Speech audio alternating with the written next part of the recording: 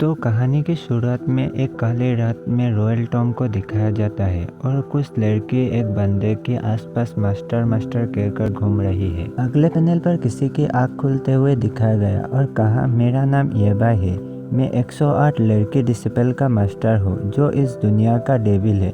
ये इस सीरीज का एमसी है। वो हमारी दुनिया से एक ट्रांसमाइग्रेटर था, लेकिन किसी कारण से वो मरकर दोबारा इसी दुनिया पर रिबॉर्न हुआ। अब उसके साथ क्या होगा, चलो देखते हैं। कहानी के स्टार्टिंग में अंधेरी रात में रॉयल टॉम को दिखाया जाता है। तभी एक सिस्टम अलर्ट आकर कहती है कि होस्ट की लास्ट डिसिपल सेंट लेवल पर ब्रेक थ्रू कर चुका है। System alert, the almighty system activate हो गया है। एमसी सोच रहा है, क्या मेरा पुनर्जन्म हो रहा है? मैं 3 सेंचुरी से डेड था और अब मैं फिर से रिबॉर्न हो गया हूँ। और हाथ पैर लड़ाकर खुद को देखने लगा। डेमिट सिस्टम, डेमिट, तुम कमाल हो ना। मैं एक टाइम ट्रेवलर था। एक के बाद एक कई रेवोल्यूशन के बाद लास्ट में सिस्टम को एक्टिवेट किया और एम्परर बनने के रास्ता खोज लिया, यानी लड़कियों को डिसिपल के रूप में लेना। और हर तरफ लड़की मास्टर मास्टर पुकार रही है। सिस्टम ने मुझे इन्फॉर्म किया कि जब तक मैं 108 लड़की डिसिपल को साथ ले जाकर उनमें से हर एक को सेंट लेवल में पहुंचने में मदद करूंगा, तब तक मैं अपने डेस्टिनी को चेंज कर सकता हूँ। दुर्भाग्य से मैं मर गया, कभी उस दिन का इंतजार नहीं कर पाया जब मैं अपना डेस्टिनी को बदल सकूँ। उसके कारण यह है कि मैंने बहुत सारे डिसिपल बना लिया। सिस्टम अलर्ट, क्योंकि सभी डिसिपल सेंट लेवल में ब्रेक थ्रू कर चुकी है, इसलिए होस्ट की डेस्टिनी 3 मिनट में चेंज हो जाएगी। मुझे उम्मीद नहीं थी कि 300 साल बाद भी वो दिन जरूर आएगा। क्या मैं कॉफिन के अंदर हूँ? सिस्टम, तो क्या तुम मुझे बता सकते हो कि इतने समय बाद आज आखिरकार किस डिसिपल ने सेंट रियलम में पहुंचा? मैं देखना चाहूँगा कि किस इडियट लड़की को ऐसा करने में 300 साल लगे। सिस्टम ने कहा, मैं तुम्हें बता नहीं सकता। क्या सिस्टम डिसिपल की प्राइवेसी प्रोटेक्ट कर रही है? सिस्टम, तो मुझे बताओ, लास्ट से एक पहले वाले डिसिपल जिसने ब्रेक थ्रू करके सेंट रियलम में पहुंचा, और कब? सिस्टम ने कहा 230 साल पहले। डेमिट, कहने का मतलब यह है कि अगर लास्ट डिसिपल सेंट रियलम में जल्दी पहुंच जाता तो मेरा रिबन बहुत पहले ही हो जाता।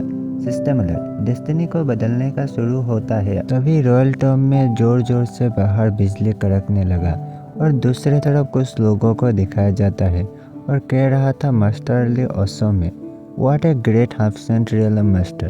तभी मास्टरली कुछ एन्चांटमेंट से टॉम के डोर को खोलकर कहने लगा, चलो अंदर जाकर देखते हैं। अंदर जाकर देखते हुए सभी लोग हंसकर अंदर जाने लगे। कहने लगे, होली शिट, यह तो क्यानकुन की लकड़ी है। क्यानकुन की लकड़ी का विशाल टुकड़ा। यह सब बेस्ट मटेरियल है स्पिरिट सेविंग ट्रेजर और मैजिक वेपन बनाने के लिए। ये कितना शानदार है। सारे स्पेशल पावर इस कॉफिन में घुस रही है। तो क्या सभी ट्रेजर यहाँ है? कहकर इसे खोलने लगा, लेकिन मास्टर लील ने कहा, मैं उसे खोलूँगा और इंचेंटमेंट पढ़कर ये खुल जा। होली शिट, ये तो एक डेड बॉडी है। क्या ये आदमी मर चुका है? ये बिल्कुल जिंदा लग रही है। खैर, ये तो जरूर मर चुका होगा। मैंने सुना है कि डीमन एम्परर डेड स्वाभाविक मृत्यु हुई थी। किसी ने डीमन एम्परर के मुंह में जरूर से कोई अनमोल ट्रेजर रखा होगा ताकि उसका शरीर ताज़ा रहे। मास्टर ली ने कहा, मैं उसे निकाल दूंगा। तभी एमसी ने आंखें खोल दी।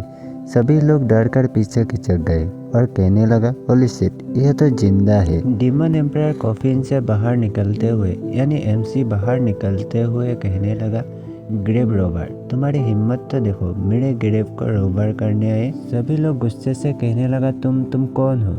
तुम यहाँ क्यों हो? एमसी ने कहा, यह टॉम मेरी मेमोरी में बनाई गई थी, तो तुम लोग मुझे कौन समझते हो? मास्टर लील ने कहा, क्या तुम ही सुप्रीम डीमन एम्परर हो? दूसरे लोग ने कहा, बिल्कुल नहीं, उनकी मृत्यु तो 300 साल पहले हुई थी। उसके अलावा डीमन लॉर्ड इतने जवान कैसे देख सकते हैं? मास्टर लील ने कहा, वो डेफिनेटली डीमन लॉर्ड नहीं है। उसकी कल्टीवेशन के स्टेज को जज करने पर पता चलता है कि वो अभी कल्टीवेशन स्टेज पर एक बच्चा है। दूसरे लोगों ने कहा, बिल्कुल सही, और ऐसा लगता है कि वो कुछ समय के लिए कंडेंशन रियलम में ब्रेक थ्रू किया है। तुम झूठ बोल रहे हो, बताओ तुम यहाँ क्यों हो? सुप्रीम ट्रेजर कहाँ है? अच्छा, तुम बात नहीं करना चाहते हो ना? तो फिर तुमने ही ये मुसीबत मोल ली है, कहकर हमला करने लगा। एमसी ने कहा, धिक्कार है, तुम्हें पता नहीं कि तुम किससे निपट रहे हो, और शर्ट को 2 फिंगर से ही पकड़कर तोड़ दी। दूसरे बंदे सोच रहा है कि ये कैसे संभव है और डर कर पीछे खिसकने लगे। एमसी ने शर्ट वाले लोग बंदे को पकड़कर कहने लगा, एक घटिया स्पीड रियलम के आदमी खुद को मराने के लिए बेताब है ना? तुम्हें क्या हुआ है? क्या तुम्हें मरना चाहते हो? दूसरे साथी एमसी पर हमला करते हुए कहने लगा, हमारे साथी को नीचे उतारो। एमसी ने कहा, तुम्हें क्या लगता है कि तुम मुझ पर चिल्ला सकते हो? और उस आदमी को मार दिया। दूसरे साथी डरते हुए कहने लगा, उसने लेट स्पेशल रियलम के मार्शल आर्टिस्ट को केवल एक नॉर्मल हमले से ही मार दिया। एमसी ने दूसरे लोगों को कहने लगा, तुम भी मरना चाहते हो, और उसे सिर से पकड़कर उसका सिर उखाड़ दिया। दूसरे लोग एमसी के हाथ में अपने साथी का सिर देखकर डरते हुए कहा, मुझे लगता है कि वो आदमी लेट स्पेशल रियलम का कोई मार्शल आर्टिस्ट है, लेकिन वो हमारे साथी को एक ही हमले से मार कैसे सकता है? वो कितना ताकतवर है। एमसी अपना पावर अप करते हुए कहने लगा, अब तुम लोगों की बारी है। सभी लोग डर कर मास्टर ली से कहने लगा, अब हम क्या करें? लेकिन ये सब देखकर मास्टर ली डर कर भागते हुए कहने लगा, तुम लोग क्या कर रहे हो? किसका इंतजार कर रहे हो? भागो वहाँ से। अगर हम यहीं मर जाएंगे तो तेजर का क्या फ़ायदा? पहले ये मेक श्योर करें कि वो जिंदा रहे। ऐसा नहीं लगता है कि वो हमारे पीछे आ रही है। लेकिन डीमन एम्परर ने बिजली की रस्सी बनाकर मास्टर लिन को एक फॉर्मेशन के भीतर पटक दिया। मास्टर लिन ने खुद से कहने लगा, एक फॉर्मेशन? यहाँ तो कोई फॉर्मेशन नहीं था। जब हम लोग आए थे तब तो कुछ भी नहीं था। क्या उसने ही अभी यह फॉर्मेशन बनाई है? वो कितना पावरफुल है? एक हाफ सेंट या कोई हायर बिंग है? क्या वो सचमुच वही है? डीमन लॉर्ड ने कहा, हाँ, क्या तुम सचमुच लगता है कि मुझसे बच कर निकल सकते हो? दूसरे लोग डीमन लॉर्ड से डर कर घुटने से बैठकर कहने लगे, योर एक्सलेंसी, हम पर दया कीजिए। मुझे तो मास्टर लीड ने ही काम पर रखा था। मेरा इरादा आपको और इस टॉम को अपमानित करने का नहीं था। मैं तो उनके लिए काम करता हूँ। यह सब उनका ही आइडिया था। तभी डीमन लॉर्ड ने आगे बढ़ते हुए उन लोगों को जिंदा ही जला दिया। मास्टर ली डर कर खुद से कहने लगा, वो तो कितना खतरनाक है। वो इंसान नहीं हो सकता। वो एक डेविल है, डेविल। मास्टर ली घुटने बैठकर कहने लगा, योर एक्सलेंसी, प्लीज़ मुझे मत मारिए। मैं वादा करता हूँ कि मैं फिर कभी ऐसा नहीं करूँगा। मैं आपको अपना सब कुछ दे दूँगा, प्लीज़ मुझे मत मारिए। डीमन लॉर्ड ने कहा, मुझे ये बताओ, ये टॉम को किसने बनाया? मास्टर ली ने कहा, योर एक्सलेंसी, मुझे सचमुच इस बारे में कोई जानकारी नहीं है। डीमन लॉर्ड ने गुस्से से कहा, तो तुम्हें जिंदा रखने का क्या मतलब है? ली ने घबराकर कहा, एक्सलेंसी, मुझे ठीक से पता नहीं कि इसे किसने बनाया था, लेकिन इन्फर्न टाउन में रहने वाला जिन इस सेक्ट को यह जरूर पता हो। डीमन लॉर्ड ने कहा, फिर से कोई? ये कौन है? नरेटर ने कहा, जिन ये एक खुफिया एजेंसी है जिसका स्थापना 200 साल पहले एक अज्ञात व्यक्ति ने की थी, जिससे आप पैसा देकर कुछ भी जानकारी पा सकते हैं। इसका नेटवर्क इतना अच्छा है कि वो पूरे सेंट्रल प्लेस को कवर कर सकता है। और एमसी अपने से कह रहा है कि जिन इस सेक्ट ये मेरा 8 डिसिपल का सेक्ट है। सेक्ट को इतना एवल और इन्फ्लुएंस बनाने के लिए मेरे 8 डिसिपल को कड़ी मेहनत करने पड़ी होगी, जो अपने करियर को आगे बढ़ाने में हमेशा ज़्यादा प्रयास करती है। मास्टर लिन ने कहा, योर हाइनेस, जिन इस सेक्ट निश्चित रूप से बता सकते हैं कि इस टॉम को किसने बनाया था। मैं उन्हें ढूंढने में आपकी मदद करूंगा। प्लीज़ मेरी जान बख्श दीजिए। ये भाई ने कहा, अगले जन्म में इतना लालची मत बनना, और उसे मार दिया।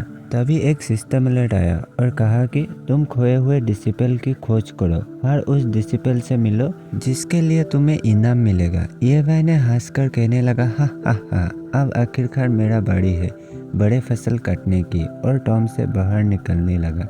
अगले जगह एक टाउन को दिखाया जाता है। टाउन पर हर तरफ लोग सामान खरीदर बिक रहा है।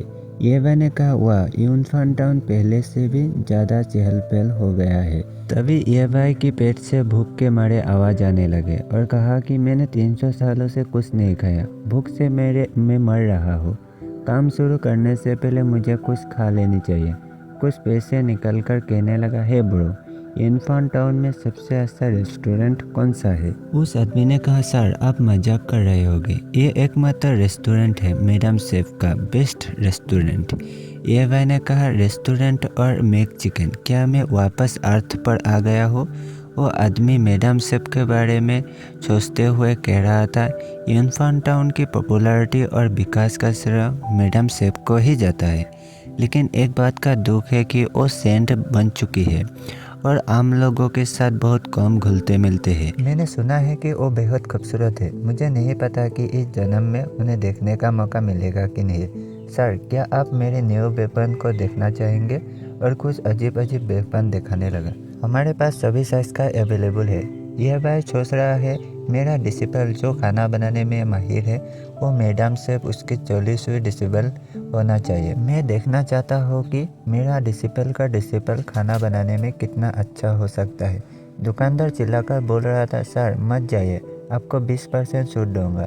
तभी दूसरी जगह एक रेस्टोरेंट पर ये भाई को मेनू देखते हुए दिखाया गया और एक येलो हेयर बॉय बोल रहा है कि मेरे लिए वही वाला एक मॉन्स्टर स्टोर लाओ। वेटर ने कहा, ठीक है मिस्टर पेन, थोड़ा इंतजार करिए। मिस्टर पेन ने उसके साथ आए हुए लड़कियों को कह रहा है कि आज मैं तुम दोनों को इन्फॉन टाउन के सबसे फेमस डिश मॉन्स्टर स्टोर का स्वाद चखाऊंगा। एक बाउल की कीमत 10,000 सोने के सिक्के है। पूरे टाउन में मेरे सिवा कोई इसे और अफोर्ड नहीं कर सकता। ब्लू ड्रेस वाली लड़की ने कहा, मिस्टर पेन, यह तो आपकी बहुत बड़ी उदारता है। अब मुझे समझ में आया कि आप रेडसन सेक्ट की बेस्ट डिसिपल क्यों हो। दूसरी लड़की ने कहा, जी हाँ मिस्टर पेन, आपके साथ खाना खाना मेरे लिए सचमुच एक सौभाग्य की बात है। ये भाई ने कहा, मुझे भी एक मॉन्स्टर स्टू चाहिए। वेटर ने कहा, ठीक है सर, लेकिन यह खाना खाने से पहले पे करना पड़ता है। तो क्या आप स्पीड स्टोन से पे करना चाहेंगे या गोल्ड कॉइन से पे करना चाहेंगे? यह सुनकर ये भाई ने कुछ स्पीड स्टोन टेबल पर फेंक दिया और कहा, चेंज तुम रख लो।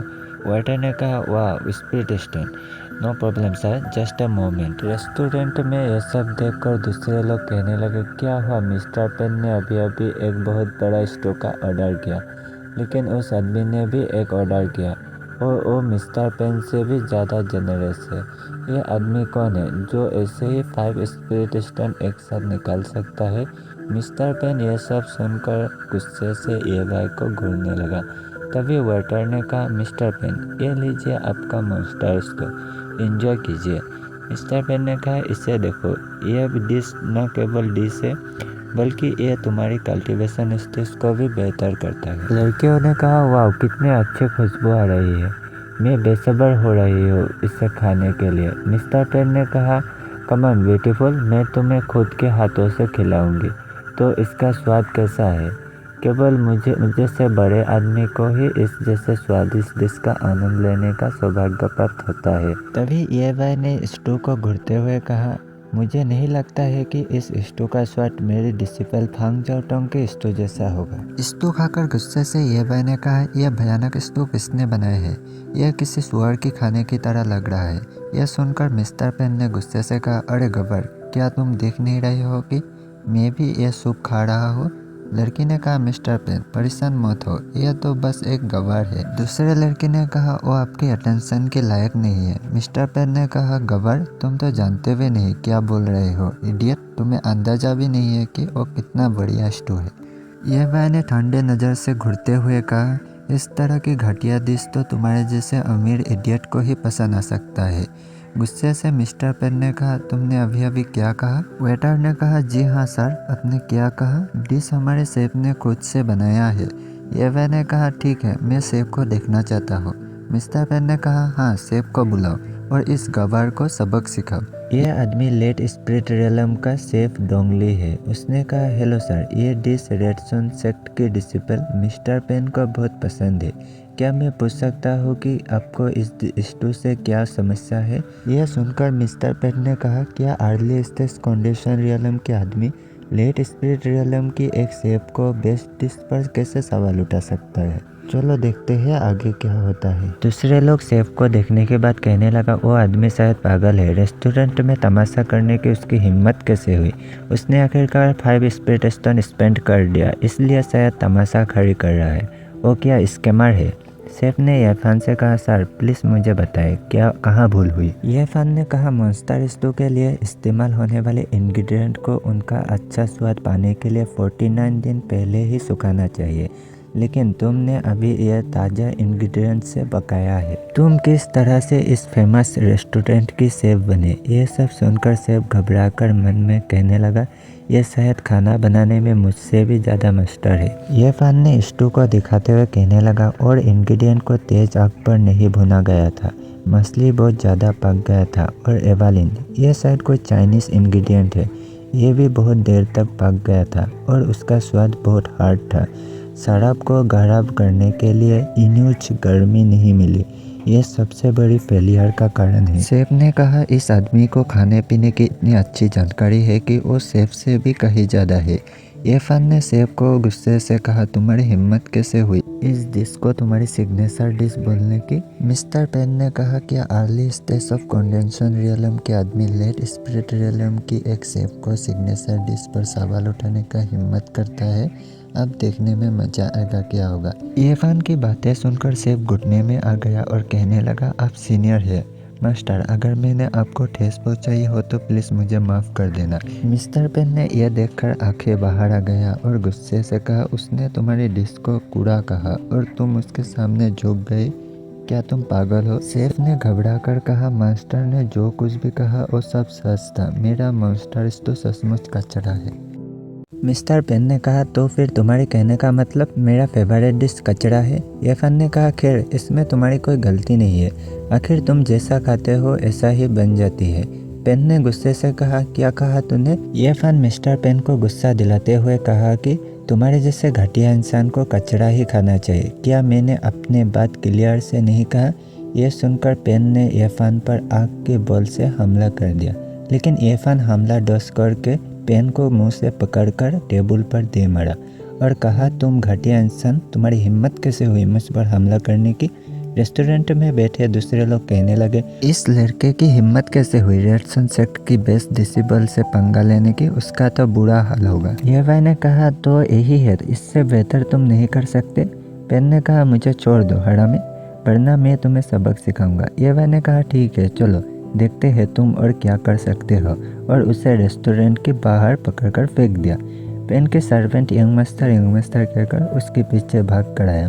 दूसरे आदमी कहने लगे, सिट अब रेड सनसेट इस रेस्टोरेंट की खूब धुलाई करने वाली है, चलो यहाँ से चलते हैं, मैं मरना नहीं चाहता। मिस्टर पेन आदमरा सा गिरा पड़ा है। यह वह रेस्टोरेंट के बाहर आते हुए कहने लगा, तुम पर धिक्कार है, बहुत वीक हो। शेफ ने कहा, सीनियर अभी आप बड़े मुसीबत में है। ये भाई ने बेफिक्र होकर कहा, तुम किस बात से डर रहे हो, मैंने तो बस उसकी कल्टीवेशन को ही बर्बाद किया है, उसे अभी तक नहीं मारा। शेफ खुद से कहने लगा, उसकी कल्टीवेशन तुम्हारे कारण ही बर्बाद हो गई, कल्टीवेशन डिस्ट्रॉय होने से बेहतर तो मर जाना है। और ये भाई से कहा, सीनियर मैं थोड़े देर के लिए उन्हें रोक रखने में आपकी मदद कर सकता हूँ, ताकि आप यहाँ से निकलकर कहीं सेफ एरिया पर जा सके। यनफान टाउन में रेडसन सेक्ट सबसे पावरफुल सेक्ट है, उसके सभी एल्डर सेंट रियलम में रिच कर चुकी है और उसके सेक्ट लीडर 900 साल पहले ही सेंट किंग रियलम में ब्रेक थ्रू कर चुका है। अभी अभी आपने उनके सबसे बेस्ट डिसिपल को पूरी तरह से डिस्ट्रॉय कर दिया है, वो आपको आसानी से नहीं छोड़ेंगे। ये मैंने कहा, टेंशन मत लो, रेडसन सेक्ट के जितने भी मेंबर मेरे सामने आएंगे मैं उन्हें मार दूंगा, लेकिन मुझे अभी बहुत भूख लगी है, पहले कुछ खाना होगा। ये भाई को देखकर शेफ खुद से कहने लगा, उसे इस बात से कोई फर्क नहीं पड़ता कि रेडसन सेक्ट उसके खिलाफ खड़ा होगा, आखिर वो है कौन। ये भाई ने कहा, वैसे क्या तुम मुझे अपने बॉस से मिलने में मदद कर सकते हो। शेफ ने कहा, आपका मतलब मैडम शेफ से है, लेकिन वो पिछले 100 सालों से दुनिया घूम रही है, मैंने खुद उन्हें 5 सालों से नहीं देखा। ये मैंने कहा, तो क्या वो यनफान टाउन में अपने रेस्टोरेंट को देखभाल नहीं करती। शेफ ने कहा, मिस्टर ये आप किस बारे में बात कर रहे हैं। मैडम शेफ ने अपना सारा परमिश खुद की डिसिबल को मैनेज के लिए सौंप दिया है। यह सुनकर यह भाई खुद से कहने लगा, मुझे पता था कि यह इतना आसान नहीं हो सकता, यह घटिया सिस्टम मुझ पर इतना मेहरबान कैसे कर सकता है कि इतना आसान काम दे दे। खाना खाते हुए यह भाई शेफ से कहा, क्या तुम्हें पता है कि टाउन में जीनी सेक्ट कहाँ है। शेफ ने कहा, सेक्शन जीनी, ये क्या है, कोई सेक्ट या कुछ और। ये मैंने कहा ठीक है, इसे भूल जाओ, तुम आगे बढ़ो। अगले कुछ दिनों के लिए मैं खाना और रहने के लिए तुम पर ही निर्भर करूंगा। शेफ ने झुककर कहा ठीक है मास्टर। अगले पैनल पर रेड सन सेक्ट में दिखाया जाता है। क्या पेनहोंग की कल्टीवेशन डिस्ट्रॉय हो गई? किसी ने कहा यस मास्टर। एक ओल्ड मैन ने कहा फैन जातुंग, तुम्हारी हिम्मत कैसे हुई रेड सन सेक्ट से भिड़ने की? ये शायद रेड सन सेक्ट की सेक्ट मास्टर है। दूसरे आदमी ने कहा master calm down. Young master को एक ऐसे आदमी ने इंजर्ड किया जो कल्टीवेशन स्टेज की पहले स्टेज का आदमी है, लेकिन उसने एक ही बार में पेनहोंग की कल्टीवेशन डिस्ट्रॉय कर दिया। यह आदमी शायद एक्स्ट्राऑर्डिनरी होगी। दूसरी जगह रेड सन सेक्ट की थर्ड एल्डर टेजर पर कब्जा करने के लिए 13 और 14 स्क्वाड को लीड करते हुए नाइट रॉयल टॉम की ओर बढ़ रहा है। स्क्वाड में किसी ने थर्ड एल्डर से कहा इस नाजुक समय में स्थिति को हार्ड बनाने का उचित नहीं है, इसलिए प्लीज दोबारा सोच ले एल्डर। फिर से दूसरे और रेड सन सेक्ट की क्लैन लीडर को दिखाया जाता है। क्लैन लीडर ने कहा ठीक है, हमारे आदमियों को भेजो ताकि रेस्टोरेंट और उस आदमी पर नजर रखे। जब थर्ड एल्डर वापस आएगा तो हम सभी लोग उस आदमी को पकड़ लेंगे। सभी लोग उसको टुकड़े टुकड़े करना। दूसरे पैनल पर दो लड़कियों को बहुत गुस्से में दिखाया जाता है। ब्लैक ड्रेस वाली लड़की ने गुस्से से कहा इन कामिनों ने मेरे मास्टर की बॉडी को चुराने का हिम्मत कैसे किया? ये ब्लैक ड्रेस वाली लड़की का नाम ली यूनसी है। ये दोनों लड़की शायद एमसी का डिसिपल है। ली यूनसी ने कहा मेरे मास्टर का बॉडी रिफाइनमेंट रियलम के दायरे से बाहर है, जो आम लोगों के लिए कोई काम का नहीं है, लेकिन होली लैंड के मास्टरों के लिए यह तेजर है। शायद उन्होंने ही मेरे मास्टर की बॉडी को चुराया होगा। मेरा होली लैंड का मास्टर होने का मतलब क्या है? अगर मैंने मास्टर की बॉडी को सेव करके नहीं रख पाया तो इन चोरों का सत्यानाश हो। मैं मास्टर का बॉडी वापस ला कर रहूँगा, चाहे उसके लिए मुझे मरना ही क्यों ना पड़े। दूसरी लड़की ने कहा सीनियर सिस्टर जरा रुको, ऐसा लग रहा है कि किसी ने टाउन के आउटर एरिया में गेट पर लगा फॉर्मेशन ब्रेक कर दिया है। ली यूनसी ने कहा सही समय पर वो लोग आए हैं। अगर हम उन्हें सबक नहीं सिखाएंगे तो वो सोचने लगेंगे कि यह सब कुछ उन्हीं के हाथ में है।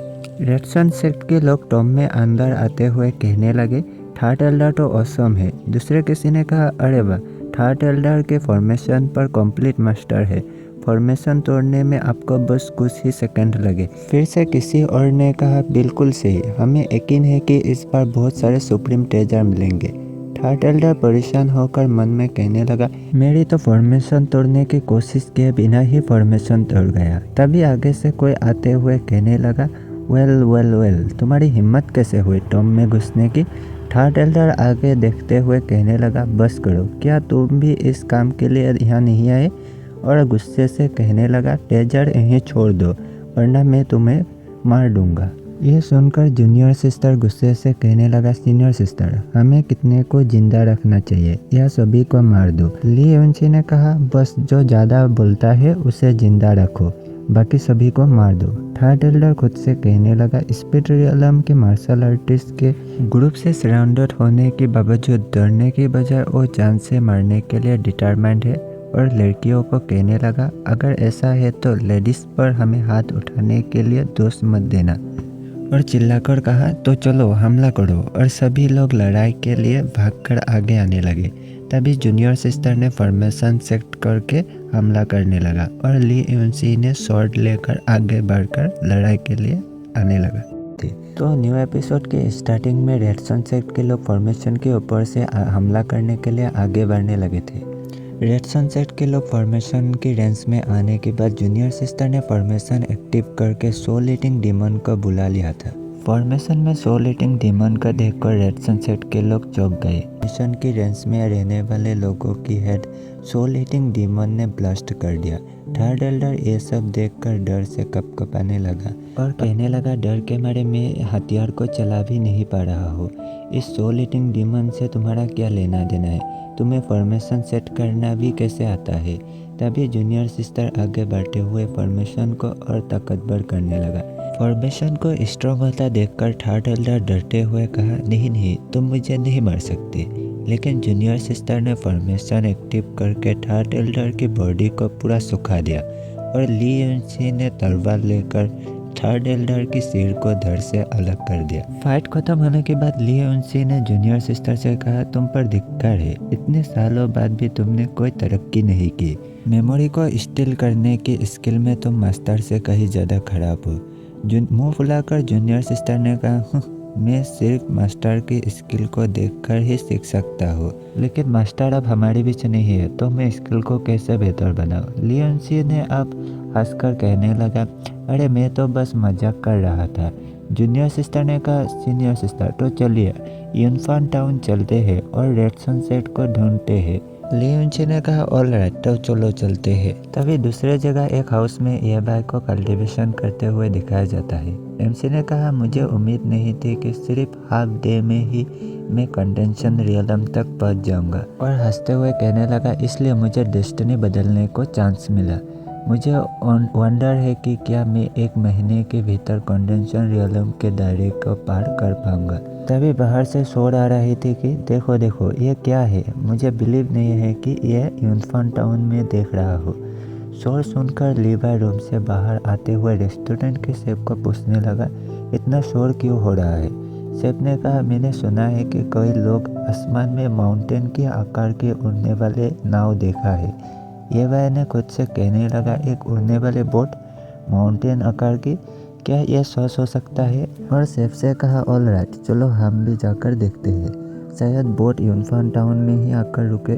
शेफ ने कहा, सीनियर मेरे इंतजार कीजिए। और खुद से कहने लगा, मुझे लगा था कि सीनियर के बराबर दौड़ने के लिए अपने दौड़ने की स्पीड कम करनी होगी, लेकिन मैं मुश्किल से ही उनके साथ चल पा रहा हूँ। और एबाई के पीछे से जैसे तैसे आकर जोर जोर से सांस लेते हुए कहने लगा, आज दोपहर को ही उन्होंने कंडेंशन रियलम के पहले स्तर पर ब्रेक थ्रू किया। अभी केवल आधा दिन ही बीती है। क्या ऐसा हो सकता है कि सीनियर ने आधे दिन में ही एक लेवल पूरा ब्रेक थ्रू कर लिया है। किसी ने कहा, यह जहाज का नाम तो नोवा आर्क है। एबाई ये जहाज को देखकर कहने लगा, इस जहाज का निर्माण मेरे विश्व डिसेबल ली यूनसी के अलावा और कौन ही कर सकता। जहाज को देखकर शेफ ने कहा, रुको, यह जहाज तो रेड सनसेट के ठीक ऊपर मंडरा रहा है, क्या यह जहाज उनका हो सकता है।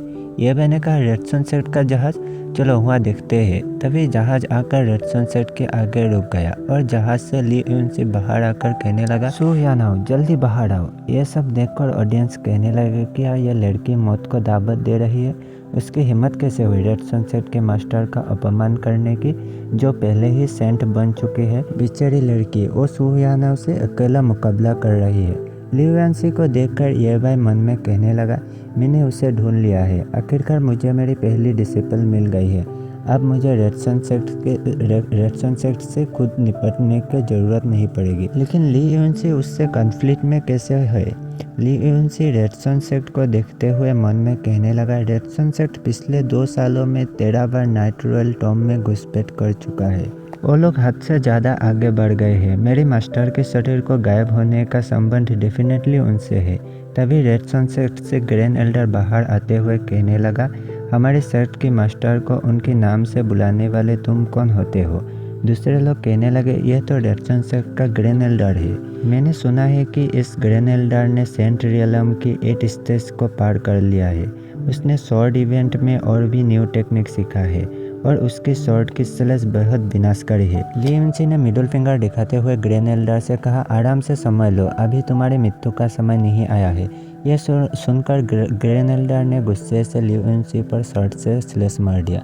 स्लैश को देखकर ली यूनसी ने कहा, बस इतना ही, और वो भी हमला कर दिया। दोनों की हमला टकराकर बीच में ही ब्लास्ट कर गया।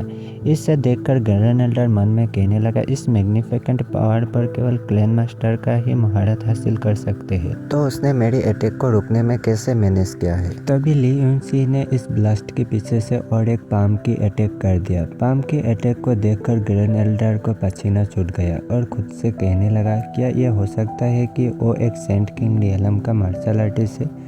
मुझे डर है कि अगर हम इसी तरह चलते रहे तो मैं इस फाइट को जीत नहीं पाऊंगा। और पाम के ऊपर ढेर सारा स्लैश मार दिया। फिर से दोनों के हमला बीच में टकराकर ब्लास्ट हो गया। ब्लास्ट के आड़ में ग्रैंड एल्डर डर कर भागने लगे। यह देखकर ली यूनसी ने कहा, क्या तुम भागना चाहते हो, सपने देखते रहो। और एक परमिशन से पावर लेते हुए जोर का हमला कर दिया। यह हमला आकर ग्रेनेल्डर की पीठ पर लगा और ग्रेनेल्डर नीचे पटक गए और उसी वक्त मर गए। फाइट देखकर दूसरे लोग कहने लगे तो सेंट रियलम की 8 स्टेज की ग्रेनेल्डर को बुरी तरह से हरा दिया गया। आखिर वो लड़की कौन है? ग्रेनेल्डर को मार देने से सेक्ट की लीडर बाहर आ गया और कहने लगा, मैं सोच रहा था कि कौन सा मार्शल आर्टिस्ट इतना ब्रेव हो गया जिसने रेड सन सेक्ट से मुकाबला किया, और खुद से कहा वो यहाँ क्यों है। और ली यूनसी से कहा तो यह फेरी डिवाइन कंस्ट्रक्शन मिस ली यूनसी है, आपको इतना गुस्सा आ क्यों रही है? ली यूनसी ने कहा, तुमने नाइट रॉयल टॉम से जो कुछ भी चुराया है मुझे वापस दे दो, मैं दूसरे को नहीं मारूंगा। और हमला रेडी करते हुए कहा, लेकिन तुम मेरे हाथों से ही मरोगे, और हमला कर दिया। यह हमला देखकर लीडर ने कहा, यह रेड सन क्लैन है, मुझे सेक्ट के लीडर को ऑर्डर देने वाले तुम कौन होते हो? और फिंगर पर हमला रेडी करते हुए कहा, क्या तुम्हें लगता है कि तुम सेकेंडरी एवे के मार्शल आर्टिस्ट के रूप में मेरी जान ले सकते हो? सपने देखते रहो। और लीडर ने भी हमला कर दिया, लेकिन दोनों की हमला बीच में ही टकरा कर ब्लास्ट हो गया। इस पैनल पर एमसी ने हमें सेकेंडरी एवे का मतलब क्या है और बताया है कि cooking, construction, forging, medicine making etcetera की मास्टर करना ही है। फिर से हमले की ओर दिखाया जाता है। लीडर ने कहा, अगर मैं तुम्हारे डीमन कल्टीवेशन का डिस्ट्रॉय कर देता हो तो लोग बहुत खुश हो जाएंगे। ली यूनसी ने कहा, सच में? तो चलो आ जाओ। और हाथ उठाकर फ्लाइंग बोट को रेड सन सेक्ट पर अटैक करने की ऑर्डर दे दिया। फ्लाइंग बोट भी हमला के लिए आगे बढ़ने लगा। यह देखकर रेड सन क्लैन के लोग और लीडर घबरा गए। पिछले एपिसोड में हम लोगों ने देखा था कि ली यूनसी ने लीडर की और फ्लाइंग बोट से हमला करने के लिए ऑर्डर दे दिया था। अब नए एपिसोड से लीडर ने चिल्लाकर सभी को डिफेंस फॉर्मेशन सेट करने को कहा और सभी मेंबर फ्लाइंग बोट के हमले के सामने डिफेंस फॉर्मेशन सेट करने लगे। फ्लाइंग बोट की अटैक आकर सीधा फॉर्मेशन पर लगकर ब्लास्ट कर गया और कुछ लोग मर गए। लीडर जैसे तैसे बचकर अटैक की ओर देखने लगा। ब्लास्ट को देखकर टाउन के लोग डर कर कहने लगे, यह तो डिमोनिक कल्टीवेशन है, अभी भागो, अगर अटैक हमारी ओर आए तो हम उसका सामना नहीं कर पाएंगे। यह टेरिफाइंग है। यह सिर्फ एक स्पेसक्राफ्ट नहीं है, यह एक किलिंग मशीन है। इसे पूरी रेड सन सेक्ट को डिस्ट्रॉय करने में ज़्यादा समय नहीं लगेगी। मास्टर शेफ ये सब देखकर डर कर कपकपाने लगे और याबाई से कहा, सीनियर, क्या हम भी यहाँ से चले? सभी लोग जान बचाकर भाग रहा है। ये भाई ने कहा, जल्दी मत करो, अभी फाइट देखने में सबसे अच्छा समय है, चलो थोड़ी देर रुकते हैं। दूसरी तरफ लड़ाई की और रेड सन सेक्ट के लीडर ने कहा, क्या तुम्हें लगता है कि मैं आसानी से हार मान लूंगा? और एक एनर्जी का जाइंट शॉट सामान करके ली यूनसी पर शॉट से स्लेस मार दिया। शॉट की अटैक को अपने तरफ आते हुए देखकर यूनसी ने अपना पावर अप करके बैटल आर्मर को एक्टिव कर दिया।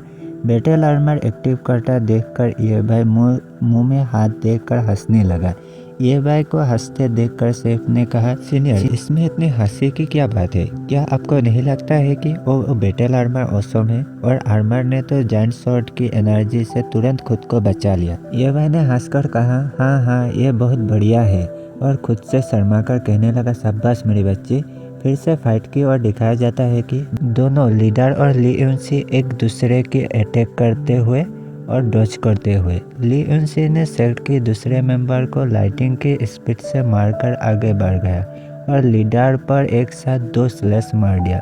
ली यूनसी ने लीडर पर भारी पड़ता देखकर लीडर ने एक फॉर्मेशन डिश बाहर निकाल ली। उस फॉर्मेशन डिश से ली यूनसी को चारों तरफ से चेन निकलकर एक जगह पर स्टक कर दिया। ली यूनसी चेन के चुंगल से निकलने की कोशिश करते हुए खुद से कहा, अरे नहीं, मैंने उसके बारे में सोचा ही नहीं था। लीडर ली यूनसी को एक जगह स्टक देखकर फिर से जाइंट शॉट से हमला कर दिया। अटैक को अपने तरफ आते हुए देखकर यूनसी ने आंखें बंद कर दिया और कहने लगा, शिट, मैं तो गया इस काम से। तभी यूनसी को मुसीबत में देखकर जूनियर सिस्टर ने फ्लाइंग बोट से चिल्लाकर कहा, यूनसी, अगर तुमने मेरी सीनियर सिस्टर को चोट पहुंचाया तो मैं पूरे रेड सन क्लैन का सफाया कर दूंगा।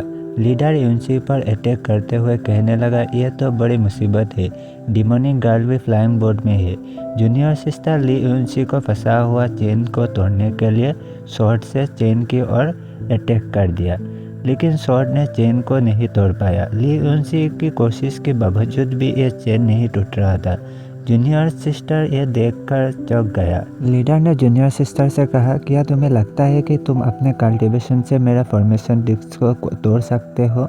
जूनियर सिस्टर ने चिल्लाकर कहा, सीनियर सिस्टर। ये सब देखकर लीडर ने हंसते हुए कहा, हा हा हा, तुम सब अब नरक में जाओ, और एक पावरफुल हमला कर दिया। तभी ये भाई डिसिपलों को मुसीबत में देखकर ली यूनसी के आगे पहुंच गया और कहा, मेरे निगरानी में कोई उन्हें नुकसान नहीं पहुंचा सकता, और अटैक को डिफ्लेक्ट कर दिया। यह देखकर लीडर चौंक गया और खुद से कहने लगा, ये अटैक ब्लॉक हो गया, पर कैसे ब्लॉक हो सकता है? ये भाई को देखकर कहा, यह आदमी कौन है? आखिर इसने यह सब कैसे कर लिया? मेरे सबसे पावरफुल अटैक इसी तरह रुक गया, और ये वो बिल्कुल सही सलामत है। ये भाई ने ली यूनसी को फॉर्मेशन से फ्री कर दिया। वो लोग ये भाई को देखकर कहने लगे, ये तो मास्टर है। मास्टर को पहचान कर दोनों घुटने में आ गए और मास्टर को रिस्पेक्ट देने लगे। जूनियर सिस्टर ने कहा, योर डिसिपल जुगेफू पे रिस्पेक्ट टू मास्टर। अब पता चला इस जूनियर सिस्टर का नाम जुगेफू है, लेकिन हम फू कहेंगे। और दूसरे ने कहा, योर डिसिपल ली यूनसी पे रिस्पेक्ट टू मास्टर। ये मैंने कहा, उठो तुम दोनों, पहले अपने पीछे वाले आदमी को ध्यान रखो। डिसिपलों ने यस मास्टर कहकर फाइट के लिए आगे बढ़ गए। ये भाई खुद से कहने लगा, अभी अभी वो हमले से दोनों कमजोर हो गए हैं, लेकिन जब तक दोनों एक साथ मिलकर फाइट करेंगे वो उसे हरा देंगे। दोनों को आगे बढ़ते हुए देखकर लीडर ने भी पावर अप करते हुए किसी को सामन करने लगा। सामन करते हुए लीडर की ऑरा को देखकर दोनों डिसिपल चौंक गए और कहने लगे, ये तो सुप्रीम एम्परर की ऑरा है, तो वो किससे समन कर रहा है? तभी समन हुए आदमी ये भाई और उसके डिसिपलों को कहने लगा, मैं सीक्रेट लैंड का रेड ब्लड एम्परर हूँ। तुम जैसे तुच्छ इंसान की हिम्मत कैसे हुई मेरे लोगों को मारने की? मैं तुम्हें अपने पापों को सुधारने की मौका दूंगा। बस अपने कल्टीवेशन को डिस्ट्रॉय कर दो, वरना मैं तुम्हें और तुम्हारी फैमिली मेंबर को मार दूंगा। जूनियर सिस्टर फू ने कहा, पहले खुद को देखो बुड्ढे, बिल्कुल बकवास। और मन में कहने लगा, हमारे मास्टर हमें पीछे से देख रहे हैं, इसलिए डरने की कोई बात नहीं है। इस लड़ाई में हमें हार मानने की कोई ज़रूरत नहीं है, मास्टर हमें बचा ही लेंगे। ये भाई ने कहा, यह तो सेंट एम्परर का मेंटल क्लोन है, जिसे यहाँ दिखावा करने के लिए भेजा गया है। वो सचमुच खुद को असली एम्परर नहीं समझता है ना? इसलिए डर के मारे चुप कर बैठा है। ये भाई को देखकर नीचे से टाउन के लोग कहने लगे, जिसने अभी अभी रेड सनसेट के लीडर की शॉट की पावर को रोका है, वो क्या कंडेंसन रियलम के सेकंड लेवल के आदमी है? दूसरे किसी ने कहा, बिल्कुल नहीं, उसने अपने कल्टीवेशन स्टेज को जरूर छुपाया होगा। यह सच नहीं है, यह सच नहीं हो सकता। कंडेंसन रियलम के लोग उड़ नहीं सकते हैं, लेकिन वो आदमी हवा में उड़ रहा है, इसलिए जरूर उसने कल्टीवेशन को छुपाया होगा। फिर से फाइट की और रेड ब्लड एम्परर ने कहा, तो तुम मेरे ऑर्डर का डिफाई नहीं करोगे? मैं स्टारलाइट सीक्रेट लैंड का एक एम्परर हूँ, मैं तुम्हें बाद में देख लूँगा। और उसका मेंटल क्लोन यहाँ से वेनिश होने लगा। एम्परर के मेंटल क्लोन को जाने के बाद ये भाई ने एक ही अटैक से डेटसन क्लैन के लीडर को मार दिया। ये देखकर दोनों डिसिपल चौंक गए और पीछे घूमकर मास्टर को देखने लगे और मन में कह रहा है, मास्टर कितना पावरफुल है, रेड सनसेट के लीडर को एक ही हमले से मार दिया। ये भाई ने लीडर को मारकर कहा, स्टारलाइट सीक्रेट लैंड 300 साल पहले उन्हें मैं चैलेंज देने में फेल रहा था, लेकिन अब उनसे हिसाब बराबर करने का समय आ गया है। और हवा में एक स्पेस टाइम क्रैक खोल के स्टारलाइट सीक्रेट लैंड की और एक डिवाइन नीडल का अटैक फेंक दिया। दूसरे ओर सीक्रेट लैंड में दिखाया जाता है कि रेड ब्लड एम्परर को।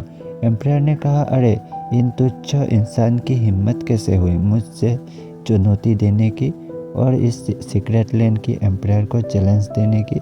और सेक्ट की दूसरे मेंबर को बुलाने लगे।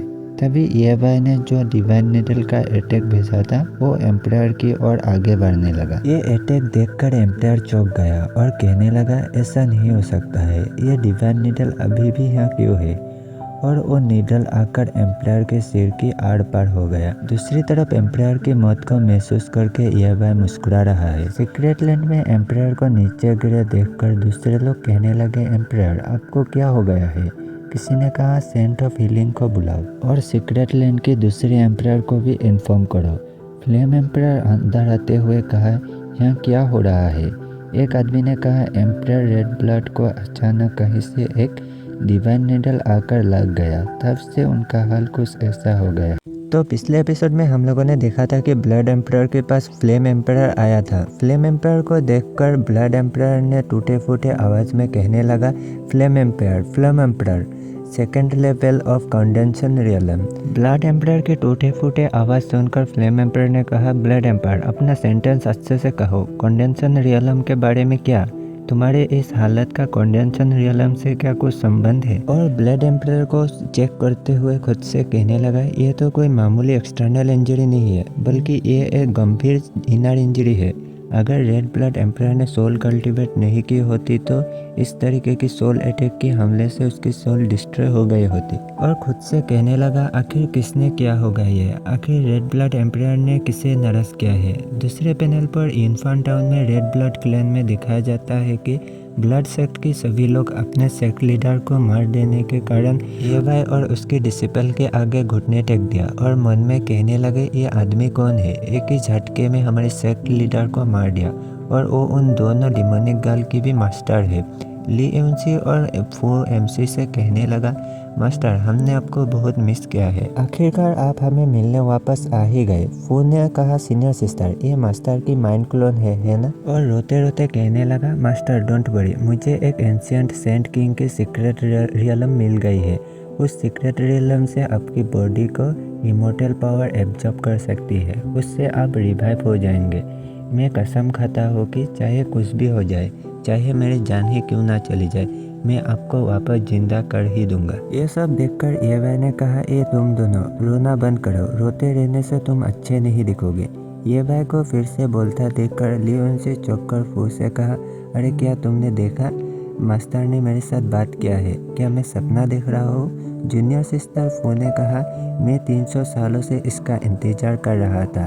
300 साल हो गया है, आखिरकार मास्टर ने बात कर ही ली। मुझे मास्टर को अपने सामने खड़े देखने का मौका मिल ही गया। ली एमसी ने फू के कपड़े को टानते हुए कहने लगा, अभी मुझे चुटकी काटो, मुझे यकीन नहीं हो रहा है कि मास्टर हमसे बात की है। येवाई ने डिसिपलों के सिर पर फ्लिप करते हुए कहा, सिलीगल तुम लोगों को लगता है कि यह मेरी माइंड क्लोन है ना, जो पावर खत्म हो जाने से गायब हो जाएगी? तभी ली एमसी ने रोते हुए कहा, तो क्या यह सचमुच खुद मास्टर आप हो? येवाई ने हंसकर कहा, हाँ मैं फिर से जिंदा होकर वापस आ गया हूँ। ली एमसी ने फू को पकड़कर कहा, फू मुझे चुटकी काटो, मैं इतना डर गया हूँ कि मुझे लग रहा है जैसे यह सब कुछ सपना है, मुझे रोना आ रहा है। तभी येवाई के पास सिस्टम का नोटिफिकेशन आया कि होस्ट की पहले डिसिपल से रियून करने पर होस्ट को कल्टीवेशन का स्पीड 10 गुना किया जाता है। दूसरे नोटिफिकेशन पर कहा जाता है कि सेकंड डिसिपल से मिलने पर डिसिपल की 100 ईयर्स को कल्टीवेशन प्राप्त हुई है। जो कल्टीवेशन डिसिपल को मिला है वो सिर्फ डिसिपल ही यूज कर सकती है और जो होस्ट को मिला है वो सिर्फ होस्ट ही यूज कर सकता है। येवाई अपने कल्टीवेशन को चेक करते हुए कहने लगा, स्पिरिचुअल पावर एब्जॉर्ब करने की स्पीड अब पहले से लगभग 10 गुना पावरफुल हो गई है। तो अगर मेरे कुछ पावरफुल डिसिपल मिल जाए तो क्या आप 5 गुना, 10 गुना या 1000 गुना या उससे भी ज़्यादा स्पीड से मैं कल्टीवेट कर पाऊंगा? लेकिन दूसरे रिवर्ड डिसिपल के 100 ईयर्स कल्टीवेट मैं उन्हें उसे कैसे दे सकता हूँ? यह सुनकर सिस्टम ने कहा, आपको बस इतना करना है कि डिसिपल के साथ आप कांटेक्ट में रहे और डिसिपल को सोच समझकर कल्टीवेशन देना, वरना कल्टीवेट वेस्ट होगा। येवाई ने कहा, क्या ये इतना आसान है? क्या इनडायरेक्ट कॉन्ट्रैक्ट वर्क करेगा? सिस्टम ने यस कहा। यह सुनकर येवाई विलन वाली हंसी दे रहा है और एक हंटर निकल लिया। दूसरी तरफ ली एमसी कह रहा है, मास्टर के हाथ में वो क्या स्पिरिट रोप है? मास्टर सचमुच जिंदा हो उठे हैं, ये इनक्रेडिबल है। येवाई रोप लेकर आगे बढ़ते हुए कहने लगा, तुम दोनों सिर्फ एक फॉर्मेशन मास्टर हो और एक कंस्ट्रक्शन मास्टर हो, दोनों सेकेंडरी एवे के कल्टीवेटर, और सोचते हो कि तुम्हारे सेम स्टेज के शॉर्ट कल्टीवेटर को मार सकते हो। क्या तुम लोग पागल हो गए हो? तुम दोनों को अब पनिशमेंट मिलेगा, 10-10 कोड़े, ये तुम्हें लेने ही होंगे। और डिसिपल ये सुनकर पीछे घूमकर कहने लगे, ये हमारी गलती है, प्लीज मास्टर हमें पनिश कीजिए। येवाई भी उन्हें कोड़े मारने लगा। कोड़े खाकर दोनों को ऑर्गेजम आ गया और दोनों चिल्लाने लगे। येवाई मन में कहने लगा, अगर मैं आज इन्फर्न टाउन में नहीं होता तो ये दोनों नासमझ लड़कियां आज रेड सनसेट के लीडर के हाथों से टिक ही नहीं पाती। रूप से मार खाकर फूल मन में कहने लगा, अरे ये क्या हो रहा है, मेरी कल्टीवेशन में ज़बरदस्त वृद्धि हो रही है। अरे चिल्लाकर कहा, मास्टर आप ये क्या कर रहे हैं? प्लीज़ मास्टर, इस कल्टीवेशन को आप वापस ले लीजिए। हमने गलती की है, हम ऐसे इनाम के लायक नहीं है। और तो और आप अभी रिजरेक्ट हुए हैं, प्लीज़ इसे अभी वापस ले लीजिए। ये भाई ने कहा, मुझे पता है कि मैं क्या कर रहा हूँ, बस अपने सजा भुगत लो। ठीक है, अब हो गया, तुम लोग उठ सकते हो। डिसिपलों ने शर्मा कर कहा, रियार्ड के लिए थैंक यू मास्टर। ये भाई खुद से कहने लगा, मुझे कुछ और इनमें से पावरफुल मेरे डिसिपलों को ढूंढना चाहिए। इन दोनों की कल्टीवेशन सेकेंडरी हुए है, इसलिए वो लोग ज़्यादा पावरफुल हमला नहीं कर पाते। दूसरे पैनल पर एक रेस्टोरेंट में दिखाया जाता है। ली यूनसी ने कहा, मास्टर ये हमारी गलती है, हम अपने डिसिपलों को प्रोटेक्ट करने में फेल रहे, प्लीज़ हमें पनिश कीजिए। ये भाई ने मन में कहने लगा, मुझे यकीन नहीं हो रहा है कि उनके बैकअप में सीक्रेट लैंड है। अब जब मैं वापस आ गया हूँ तो मैं एक एक करके सारे हिसाब चुकता कर लूँगा। ली यूनसी ने कहा, ऐसे मास्टर मैं ये बात भूल गया था कि सीनियर सिस्टर ताइबाई भी सेंट्रल प्लेन्स में है, लेकिन और उदास हो गया। और फू ने कहा, सीनियर सिस्टर संभालिए अपने आप को। ये भाई ने कहा, व्हाट रॉन्ग विथ ऑफ ताइबाई? मुझे लगता है कि अपने टैलेंट के दम पर उसे 300 सालों में तो एम्परर रियलम तक पहुंच ही जाना चाहिए था, है ना? ये सुनकर दोनों उदास हो गए और कहने लगे, हाफ एम्परर बनने के बाद उसने अकेले स्ट्रगल करते हुए स्टारलाइट सीक्रेट लैंड तक अपना रास्ता खुद बनाया, लेकिन उसके बाद क्या हुआ यह कोई नहीं जानता। ये भाई खुद से कहने लगा, स्टारलाइट सीक्रेट लैंड, ये फिर से। और उनसे कहने लगा, आप ताइबाई कहाँ है? डिसिपलिन ने कहा, senior sister Taibai sword heart city में है। ये भाई ने कहा, तो चलो मैं सोच रहा था कि आप कुछ दिनों के लिए यहीं रुको और अपने कल्टीवेशन और पावरफुल करो, लेकिन अब यह अननेसेसरी लगता है, तो हम स्वॉर्ड हार्ट टाउन की ओर चलेंगे। दूसरे पैनल पर 3 डेज बाद नोवा आर्क में एवाई को कल्टीवेशन करते हुए दिखाया जाता है। कल्टीवेशन खत्म करके एवाई ने कहा, 3 दिनों में सिर्फ 5 स्टेज ही ब्रेक थ्रू किया है, ये उम्मीद से कहीं ज़्यादा धीमा है। फू ने कहा, मास्टर ने फिर से बुराई करने लग गए। एक आम आदमी कभी कभी 3 सालों में एक भी स्टेज ब्रेक थ्रू नहीं कर पाता। ली यूनसी ने कहा, हाँ क्या करे? एवाई ने कहा, बहुत बढ़िया, अब मैं हेवनली रियलम में ब्रेक थ्रू करने के लिए पूरी कोशिश करूँगा, तब मैं सिस्टम पर और ज़्यादा फीचर्स अनलॉक कर पाऊँगा। अगले दिन स्वॉर्ड हार्ट टाउन में एक रेस्टोरेंट में एक आदमी को दिखाया जाता है। उस आदमी को एवाई गोल्ड कॉइन दिखाते हुए कहा, ताइबाई स्वॉर्ड हार्ट के बारे में तुम्हें जो कुछ भी पता है हमें सब कुछ बताओ। वेटर ने कहा, सर क्या आप भी Taibai sword heart wine and martial art meeting में भाग लेने के लिए जा रहे हैं? एवाई ने कहा, क्या wine and martial art? Waiter ने फिर से कहा, ताइबाई स्वॉर्ड मास्टर लंबे समय से घायल है और उनकी हालत दिन ब दिन कमज़ोर होती जा रही है, और मैंने सुना है कि उनमें अब ज़्यादा कल्टीवेशन भी नहीं बचा है, इसलिए वो सारा दिन शराब में ही डूबे रहते हैं। अब तो वो फैमिली की सारी दौलत लुटाने और चीज़ों को बदलकर वाइन खरीदने में लग गए हैं। ताइबाई साम्राज्य पहले स्वॉर्ड स्किल लर्न करने के लिए दूर दूर से लोग यहाँ आते थे, लेकिन अब अफसोस कोई भी नहीं आता रहा था। इस एपिसोड की शुरुआत में वेटर की बातें सुनकर ली उनसे गुस्सा हो गया और जोर से कहा, तुम क्या बकवास कर रहे हो? फोर्थ सिस्टर ऐसा नहीं कर सकता। यह देखकर वेटर डर गया। तब एवाई ने यूनसी को शांत किया।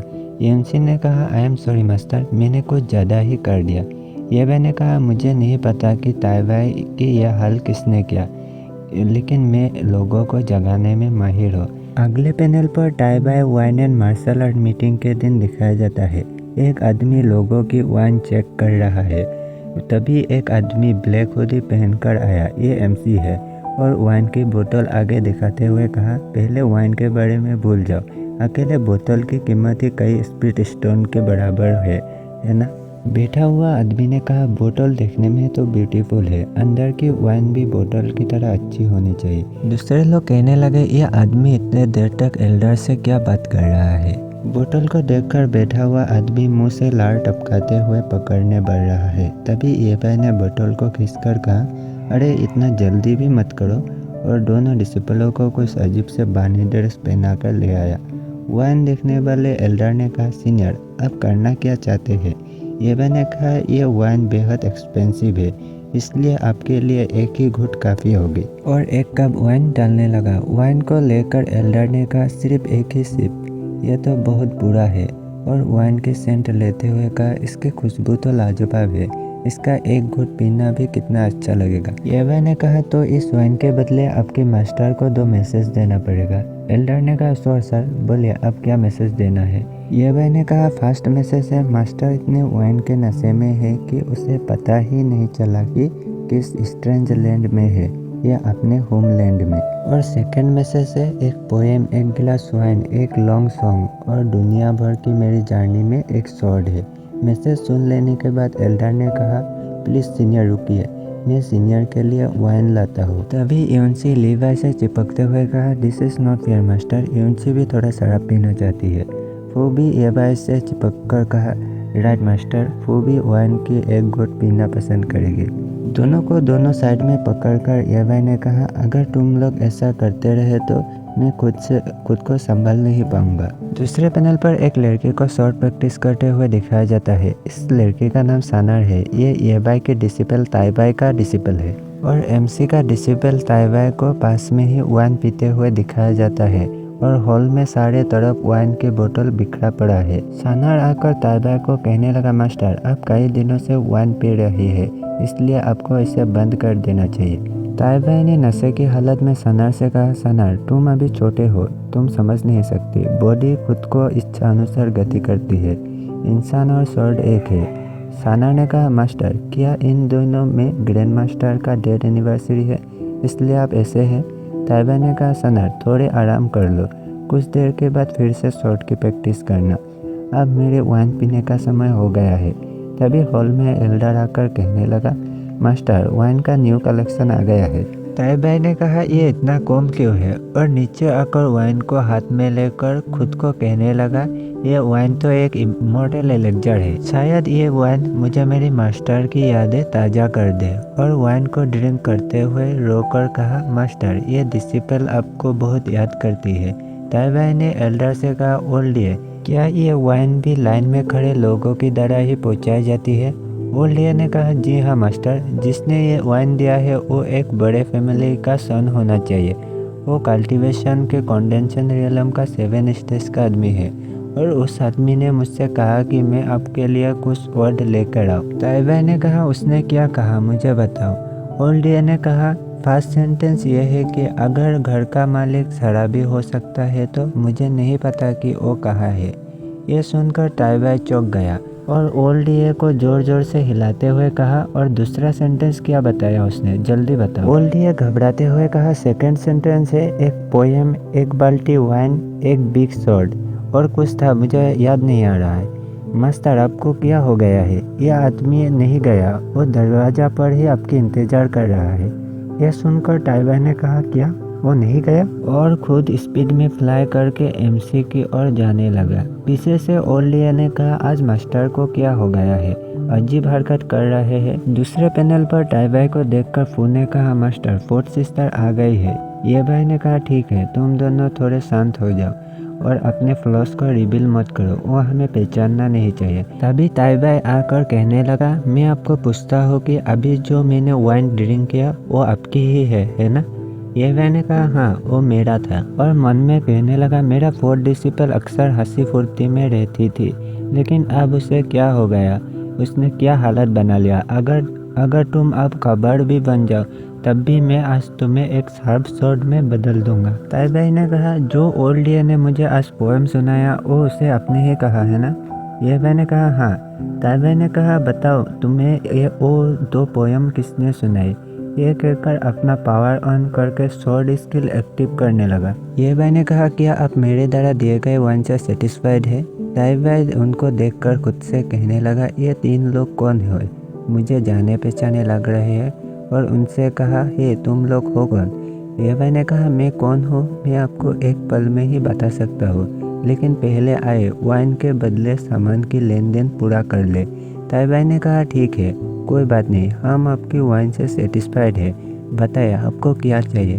ये भाई ने कहा मैं आपसे शॉट प्रैक्टिस करना चाहता हूँ, इसलिए आप आपकी कल्टीवेशन स्टेज को मेरे स्टेज के बराबर कर ले और चाहे कुछ भी हो जाए, प्रैक्टिस खत्म होने से पहले आपको अपनी कल्टीवेशन दोबारा हासिल नहीं कर सकते। दूसरी तरफ मार्शल आर्ट फिल्म में दिखाया जाता है कि दोनों शॉट निकलकर एक दूसरे को घूरने लगे। ताई भाई ने कहा मेरे पास टाइम नहीं है, मैं आपसे ज़्यादा से ज़्यादा शाम तक ही फाइट कर सकता हूँ। ये भाई मन में कहने लगा अरे वाह, उसने तो सचमुच अपना लेवल गिराकर कंडेंसन रियलम तक कर दिया है, लेकिन अब मुझे उसके साथ फाइट करके उसके पहले की तरह जगाना होगा। दूसरी तरफ ली वंसी और फू उदास होकर कहने लगे फोर्थ सिस्टर, गॉड आपके पापों को माफ़ कर सकती है, लेकिन तुम अपने पापों के साथ नहीं जी सकते, तुम्हें अपने डेस्टिनी को खुद ढूंढना होगा। तो पिछले एपिसोड की शुरुआत में हम लोगों ने देखा था कि दोनों फाइट के लिए मार्शल आर्ट एरिना में रेडी हो गए थे। तो इस एपिसोड की शुरुआत में ताई भाई ने कहा चलो फाइट करते हैं, अपने सबसे पावरफुल शॉट टेक्निक का इस्तेमाल करना है, बेहतर होगा, वरना आप पहले ही राउंड में हार जाओगे। ये भाई ने कहा क्या ये बात है, तो ठीक है, तो आपको सावधान रहना चाहिए, और 2-3 शॉट की स्लैश मार के ताई भाई की तरफ दौड़ के जाने लगा। ये देखकर ताई भाई मन में कहने लगा उसके शॉट की क्यूआई ढेर सारे हैं, लेकिन उसके कुछ पार्ट कमज़ोर है और कुछ ताकतवर है। और ये भाई से कहा शॉटमैनशिप तो अच्छी है, लेकिन थोड़े हार्ड है और एजिलिटी भी कम है, और उसके सारे अटैक इधर उधर जाकर आसानी से डॉस करने लगा। ये भाई अपना अटैक वेस्ट होता देखकर फट से साइड से आकर ताई भाई पर हमला कर दिया। ये देखकर ताई भाई मन में कहा तुम साइड से हमला करना चाहते हो, अनफॉर्चुनेटली मैंने तुम्हारी चाल समझ ली है, और ये भाई के हमला डॉस कर लिया। फिर से दोनों आमने सामने फाइट करने लगे। तभी ये भाई जोर से अटैक करते हुए कहा ये हमला मैंने सामने से क्या, रोक सकते हो तो रोक लो, लेकिन ये अटैक ताई भाई नहीं रोक पाई और जोर से नीचे गिर गया। ये भाई ने कहा मिस ताई भाई, एनिमी को कभी कम मत रखना, लाइफ और डेथ की फील्ड में एनिमी को कम समझना सबसे बड़ा टाबू है। एरिना के नीचे फू ने कहा फोर्थ सिस्टर तो सचमुच पहले ही राउंड में हार गई है। यूनसी ने कहा हाँ, मास्टर की पावर कभी कम नहीं होती। फिर से फाइट की और ताई भाई ने कहा मैंने तुम्हें कम आका, चलो फिर से फाइट करते हैं। और मन में कहा अरे इस बार तो मैंने उसे कम आंक लिया, लेकिन इस बार नहीं। और एक powerful shot technique Qilin shot technique के सेकंड लेवल एक्टिव कर दिया। ये देखकर फू ने कहा अरे ये तो फोर्थ सीनियर सिस्टर के सबसे पावरफुल टेक्निक है। और एरिना में ताई भाई शॉट टेक्निक की क्यूआई से पूरे बॉडी ढककर ये भाई को अटैक करने बढ़ रही है, लेकिन ये भाई ने बस एक आसान सी स्लैश मार के ताई भाई को दूर फेंक दिया और कहा क्या तुम अब भी मेरे कल्टीवेशन के बराबर अपना कल्टीवेशन नहीं बढ़ाओगे। पिछले एपिसोड में मेरा एक मिस्टेक हो गया था, जब दोनों फाइट कर रहे थे तब ताई भाई ने कल्टीवेशन ये भाई के बराबर नहीं की थी, बल्कि ये भाई से थोड़ा कम रखी थी, इसलिए ये भाई अब कल्टीवेशन को बढ़ाने के लिए बोल रहा है। लेकिन ताई भाई एमसी की बातें अनसुना कर फिर से उठकर क्यूलिन शॉट टेक्निक की 4th लेवल एक्टिव करके ये भाई पर हमला कर दिया, लेकिन ये भाई ने आसानी से ताई भाई की अटैक रोककर उसका शॉट हाथ से गिरा दिया। ताई भाई एमसी से हारकर मन में कहने लगा पहली बार लाक था, दूसरी बार एक्सीडेंट था, लेकिन तीसरी बार भी हार गया, ये कैसे हो सकता है। ये यंग मैन मुझे और यहाँ तक कि मेरा शॉट की टेक्निक को भी बहुत अच्छे से जानता है। वो मेरे हर मूव हर स्ट्राइक को जानता है, क्योंकि वो मेरे हर हमले को कैलकुलेट करके डच कर रहा है। और गुस्से से कहने लगा तुम कौन हो। ये भाई ने कहा मैं कौन हूँ, और फू से कहा अब करो। ये सुनकर फू ने कुछ बोलकर फॉर्मेशन सेट करने लगा। फॉर्मेशन देखकर ताई भाई चौंक गया और कहा ये क्या मेरी कल्टीवेशन पावर तेजी से घट रही है, ये कैसे संभव हो सकता है। अरे तुम लोग क्या कर रहे हो, ये तो एक प्रैक्टिस फाइट था। फॉर्मेशन में जकड़ कर ताई भाई कुछ से कहने लगा डेमिट, वाइन के लालच में मैं अपने लिए धीरे धीरे गड्ढा खोद रहा था। पहले तो इस आदमी की पोएम की 2 लाइनें ने मेरी मेंटेलिटी डिस्टर्ब कर दिया, और फिर मुझे कल्टीवेशन स्टेज को दबाने के लिए मजबूर किया, जिससे मेरे ध्यान भटक गए, और लास्ट में इस स्पिरिट फॉर्मेशन से मुझे जकड़ लिया गया। ताई भाई को ऐसे हालत में देखकर साना गुस्से से मास्टर को बचाने आगे बढ़ने लगा। ये देखकर ताई भाई ने कहा सनार इधर मत आओ। सना ने कहा नहीं मास्टर, मैं कभी आपको चोट लगने नहीं दे सकता, और आगे बढ़कर ये भाई की ओर आने लगा। सनार को आगे बढ़ता देखकर ताई भाई फॉर्मेशन से छुपने की कोशिश करने लगा। ये भाई ने कहा तुम खुद मर रहे हो, फिर भी दूसरे को सेव करने के लिए आगे बढ़ रहे हो। ये सब बेकार है, तुम सबको आज यहाँ मरना ही होगा। ताइवाई ने कहा, क्या तुम्हें लगता है कि अगर तुम मेरे पावर छीन लोगे तो मैं कुछ नहीं कर पाऊंगा? और जोर लगाकर फॉर्मेशन ब्रेक करने लगा। तभी फॉर्मेशन में ब्लास्ट हो गया। लियोनसी ने फू से कहा, मास्टर ने कुछ ज़्यादा ही कर दिया है ना? मुझे ऐसा क्यों लग रहा है कि अब फोर्थ सिस्टर उनसे ज़बरदस्त तरीके से लड़ाई करेगी। फू ने कहा कि चाहे कुछ भी हो जाए, हमें स्वयं बरतना होगा और कोई फैसला नहीं उठाना है। हमें बस मास्टर पर भरोसा रखना होगा। तभी फॉर्मेशन तोड़कर ताइवाई गुस्से से एमसी पर हमला करने बढ़ गया। ताइवाई को फॉर्मेशन से बाहर आता देखकर येबाई भी ताइवाई की ओर स्पीड से आगे बढ़ गया। येबाई की स्पीड देखकर ताइवाई मन में कहने लगा, यह कैसे हो सकता है? इस आदमी का कल्टीवेशन पावर क्लियर तरीके से ख़त्म हो गया था, फिर भी उसकी स्पीड कम होने के बजाय बढ़ गई है, वो भी पहले से भी तेज। और दोनों पास आकर एक दूसरे को फिस्ट से टकराने लगे।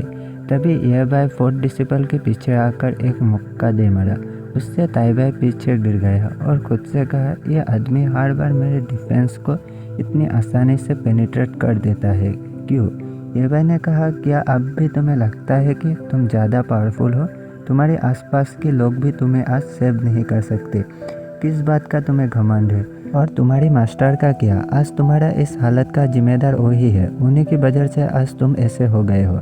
यह सुनकर ताइवाई गुस्सा हो गया और येबाई पर सरप्राइज अटैक कर दिया। अटैक से येबाई जैसे तैसे बचा और कहा, यह बहुत क्लोज था। ताइवाई ने कहा, तुम किसी का भी इंसल्ट कर सकते हो, लेकिन मेरे मास्टर का इंसल्ट नहीं कर सकते। आज मैं तुम्हें मार डालूंगा। और उठकर येबाई पर हमला करने बढ़ा। येबाई मन में कहने लगा, यह लगता है लगभग पूरा हो ही गया। उसी वक्त सिस्टम का नोटिफिकेशन आया, रीयूनियन थर्ड डिसिपल रिवार्ड जुआनवान स्वॉर्ड इंटेंट और एक अप्रेंटिस वर्जन। ये अप्रेंटिस वर्जन क्या है मुझे पता नहीं। येबाई ने कहा, सिस्टम तुमने सही समय पर रिवार्ड दिया है, तो निकालो जुआनवान स्वॉर्ड इंटेंट। तभी जुआनवान स्वॉर्ड इंटेंट से चारों तरफ हवा तेज होने लगा और आसमान में बादल एक जगह एकत्रित होने लगा। कहीं और कुछ एक्सपर्ट आसमान में यह सब देखकर कहने लगा, यह डायरेक्शन तो ताइवाई स्वॉर्ड विला की ओर से है। क्या यहाँ कुछ सुप्रीम ट्रेजर अपीयर हो रही है? दूसरे सिंह वाला आदमी ने कहा, बिल्कुल सही, और यह लड़ाई की आवाज़ उसी सुप्रीम ट्रेजर के लिए हो रही होगी। सफ़ेद कपड़ा वाला ओल्ड मैन ने कहा, चलो जाकर देखते हैं। दूसरे को पहले मौका नहीं देना चाहिए। ऐसा नज़ारा हजारों सालों में नहीं देखा है। इस बार जरूर एक सुनहरा मौका है। तभी येबाई की ओर दिखाया जाता है। आसमान में जुआनवान स्वॉर्ड अपीयर हो रहा है। आसमान में स्वॉर्ड को देखकर ताइवाई घबरा गया। दूसरी तरफ ताइवाई को मुसीबत में देखकर उसके डिसिपल सानार आगे आने की कोशिश करने लगा, लेकिन फू और सुयान ने उसको रोक लिया। ताइवाई ने कहा, मैं अभी नहीं मर सकता, मुझे सानार का ख्याल रखना होगा और मैं जूनियर और सीनियर सिस्टर के साथ मिलकर मास्टर को पुनर्जीवित करना है। दूसरी तरफ अटैक को पास आते देखकर सानार रोते हुए कहा, नहीं, मेरे मास्टर को छोड़ दो बैड गाय, वरना मैं तुम्हें मार दूंगा।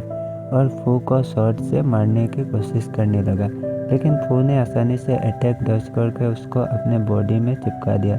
यह देखकर सानार घबरा कर पीछे हट गया। तो पिछले एपिसोड की एंड में येबाई ने ताइवाई को जुआनवान स्वॉर्ड इंटेंट से एक जगह पर ट्रैप कर दिया था और ताइवाई को मुसीबत में देखकर सानार उनसे लड़ने लगी थी।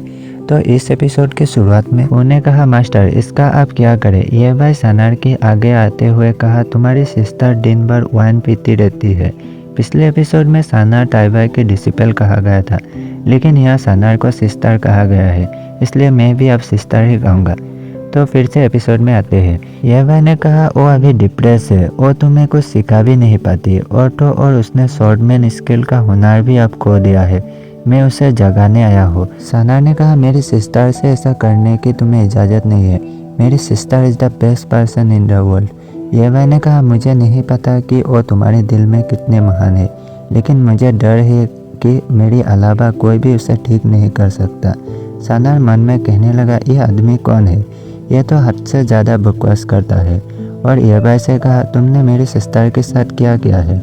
वो ठीक तो हो जाएगी है ना? येबाई ने कहा, वो नहीं मरेगी। अगर जुआनवान स्वॉर्ड की उस पावर को कंट्रोल और एब्जॉर्ब कर ले तो वो उसके लिए बहुत ग्रेट फॉर्चून होगा। तभी आसमान में एक एक करके अचानक पावरफुल लोग आने लगे। सानार उनको देखकर मन में कहने लगा, यह तो कैंडल ड्रैगन विला के ओनर है। दूसरा संगन फैमिली का पेट्रियार्च और हेवनली स्काई सेट की पेट्रियार्च है। ये लोग होली किंग रियलम का एक्सपर्ट है। अब मैं क्या करूं? मेरी सिस्टर अभी तक नहीं उठी है। और एवाई की तरफ देखकर चौंक गया। हे बैठ गए, ऊपर की वो लोग सिटी के सबसे पावरफुल लोग हैं। तुम्हारी ये दोनों डिवाइन कोर्ट रियलम के सबॉर्डिनेट उनके लिए काफ़ी नहीं है। तुम अभी भी इतने शांत और रिलैक्स कैसे हो सकते हो? यह सफ़ेद कलर वाला आदमी कैंडल ड्रैगन विला के मास्टर है और दूसरा आदमी संगन फैमिली का मास्टर है। ड्रैगन विला के मास्टर ने कहा, ओ गॉड, इतने तेज एडवांसमेंट, ये तो अनप्रेडिक्टेबल है। यह शायद कोई शॉर्ट ट्रेजर है। अगर मुझे ये ट्रेजर मिल जाए तो शायद मैं एम्परर बनने का रास्ता खोल सकूं। इस ट्रेजर का उसे पूरी तरह से रिफाइन करने का मौका मत दो। सभी उसका फ़ायदा उठाते हैं। चलो। संगन फैमिली का लीडर ने कहा, नहीं रुको, क्या तुम मरना चाहते हो? क्या तुम ताइवाई विला के मास्टर के पावर के बारे में भूल गए हो? ड्रैगन विला के लीडर ने कहा, कुछ नहीं होगा, चलो चलते हैं। उसके अलावा अब हम इतने सारे एक्सपर्ट एक साथ हैं, किसी के लिए भी हम में से इतने सारे लोगों पर एक साथ हमला करने की हिम्मत करना मुश्किल है। फू और ली एमसी ने चिल्लाकर कहा, हमारे मास्टर को अचानक शॉट का अलॉटमेंट मिल गया है, इसलिए तब तक जो भी आगे बढ़ने की हिम्मत करेगा वो हमारे ताइवाई शॉट में मिनार की एनिमी होगा। इसके परिणाम भुगतने के लिए आप ही जिम्मेदार होंगे। ड्रैगन विला के लीडर ने यह सुनकर हमला करते हुए कहा, तुम दोनों five stage divine court realm की बच्ची हो। तुम दोनों को इतने घमंडी होने की हिम्मत कैसे हुई? तुम हमें ज़्यादा महत्व नहीं देते हो, है ना? ड्रैगन विला के लीडर का हमला ब्लॉक करते हुए ली उनसी ने कहा, मैंने तुमसे कहा था जो भी करीब आएगा उसे उसकी कॉन्सिक्वेंसेस भुगतनी पड़ेगी। फिर एमसी ने पाम की हमला करके उसका शॉट तोड़ दिया। फिर सेकेंड अटैक करके उसका कीमा बना दिया। फिर उसके साथ साथ उसके सबऑर्डिनेट का भी कीमा बन गया है। पाम के अटैक की फोर्स को देखकर संगन फैमिली के लीडर ने कहा, ये ऐसा हो ही नहीं सकता कि यह कोई पाम की टेक्निक है जिसे डिवाइन रियलम के स्टेज के द्वारा यूज किया जा सके। उसने जरूर से अपना कल्टीवेशन रियलम को छुपाया होगा। दूसरे आदमी ने कहा, यह जरूर से पावरफुल है। वो शायद सैंड किंग रियलम का पीक स्टेज का या हाफ एम्परर रियलम का भी हो सकता है। लियोन्स ने कहा, शुरू में मैं तो सिर्फ एक को ही मारना चाहता था, लेकिन मैं अपने अटैक को कंट्रोल नहीं कर पाया, इसलिए अगली बार इस पर ध्यान दूंगा। दूसरे लोग लियोन्स की बातें सुनकर डर गए। क्या कंट्रोल नहीं, अगले बार ध्यान दोगे? डेमिट। दूसरी तरफ ताइवाई की कल्टीवेशन पूरा होने को हो गया है। ताइवाई को देखकर एनिमियों ने डरकर कहा, डेमिट, उसके सचमुच अपना कल्टीवेशन स्टेज बढ़ाकर हाफ एम्परर स्टेज तक पहुंचा दिया है। संगन फैमिली के लीडर ने ताइवाई को देखकर कहा, ऐसा व्यक्ति लॉन्गन टाउन में मौजूद है तो उनके साम्राज्य एक कदम आगे बढ़ जाएगा। तभी ताइवाई ने आइस ओपन कर दिया और कल्टीवेशन से उठकर आगे आने लगा और सानार को देखकर मन में कहा, फॉर्चुनेटली सानार फाइन है। और एवाई पर शॉट डालकर कहा, मैं तुमसे आखिरी बार पूछ रहा हूँ, तुम कौन हो? तभी एवाई ने अपना मास्क हटाकर ताइवाई से कहा, ताइवाई, एक मास्टर होने के नाते मुझे देर हो गई है। एवाई को देखकर ताइवाई लड़खड़ाते हुए मास्टर कहकर पीछे हट गया और कहा, नहीं, ये इम्पॉसिबल है। मास्टर को मरे हुए 300 साल हो गई है। और तो और आप कंडेंसन रियलम की 7 स्टेज पर हो और मेरे मास्टर तो बॉडी रिफाइनमेंट रियलम को भी पार नहीं कर सकते। यह सुनकर एवाई गुस्से से स्पिरिट ड्रॉप निकाल दिया। यह देखकर ताइवाई चौंक गया और मन में कहा, क्या स्पिरिट ड्रॉप? पीछे से यूनसी आकर ताइवाई को कहा, फोर्थ सिस्टर, बहुत दिनों बाद मिले हैं, कांग्रेचुलेशन, आपने बैकलैश को तोड़कर ब्रेक थ्रू किया है। फू ने कहा, फोर्थ सिस्टर, मास्टर ने तुम्हें सिखाने का फैसला किया, इसलिए हमने तुम्हारी मदद नहीं की। यह सुनकर ताइवाई घुटने में आ गया और एवाई को ग्रेटिंग पेश करने लगा। ताइवाई को घुटनों से ऊपर उठाते हुए एवाई ने कहा, ताइवाई, यह साल तुम्हारे लिए वाकई बहुत मुश्किल था। आखिरकार तुमने ब्रेक थ्रू कर ही लिया। यह सब सुनकर ताइवाई रो गया। रोते हुए एवाई के गले लग गया। एवाई ने कहा, ताइवाई, रोना मत, अगर तुम रोते रहोगे तो मास्टर परेशानी हो जाएगी। दूसरी तरफ ये लोग कहने लगे, क्या मास्टर? ताइवाई ने सचमुच उस लड़के को मास्टर कहा। दूसरे सफ़ेद बालों वाला आदमी ने कहा, ओ माय गॉड, अगर वो अभी हाफ एम्परर है तो उसके मास्टर की पावर कितनी हो गई? ये सब देखकर सभी लोग घुटनों में आ गया और कहने लगा, एम्परर, हम गलत है। हम संगन फैमिली आपसे लॉर्ड ताइवाई को सबऑर्डिनेट बनने के लिए तैयार है। दूसरे लोग भी कहने लगे एम्परर हम भी गलत है और हम हेवी स्काई सेक्ट आपके पीछे चलने को तैयार है। ताइवाई ने कहा शट अप, क्या आप लोग मेरे ताइवाई विला में चाय पीने आए हैं? एनिमी सब घुटने में बैठकर हकलाते हुए कहा हम। तभी एवाई ने गुस्से से कहा क्या हम? लगता है आप लोग जाने से पहले अंदर आकर दावत करना चाहते हैं, और जोर से कहा दफा हो जाओ यहाँ से। सभी लोग डर कर यस एम्पायर कहकर चारों तरफ से भागने लगे। ताइवाई ने कहा मास्टर मुझे आपसे एक रिक्वेस्ट है, क्या आप मेरे मदद कर सकते हैं? एवाई ने कहा हाँ बताओ। ताइवाई ने कहा 3 दिनों के बाद यहाँ से हजारों किलोमीटर दूर एक सीक्रेट रियलम ओपन होगा और ये डिसिपल मास्टर से सनार को वहाँ ले जाकर उसका एक्सपीरियंस कराने का रिक्वेस्ट करना चाहती है। एवाई ने कहा तो फिर तुम खुद उसके साथ क्यों नहीं जाते? अगर तुम्हें उसकी फिक्र है तो तुम बिना खुद को दिखाए भी उसके सीक्रेट में हेल्प कर सकते हो।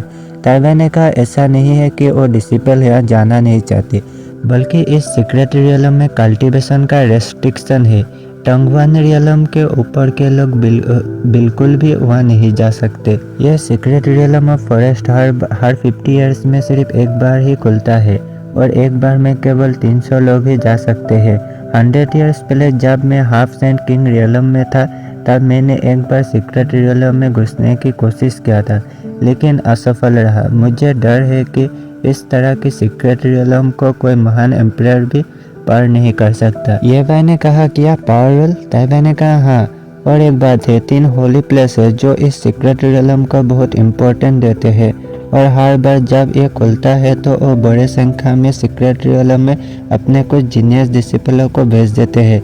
लेकिन मास्टर आप इस वर्ल्ड में अनपैरेलल एंड इनविजिबल हो, और आप इन होली लैंडों में से किसी एक के पास जा सकते हैं, और तब सनार को साथ में सीक्रेट रियलम को देखने में ले जाना कोई प्रॉब्लम नहीं होगी।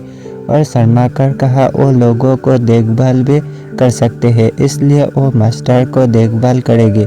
ये मैंने कहा ठीक है, तो 3 दिन बाद मैं इस छोटे बच्चे को अपने साथ ले जाऊंगा।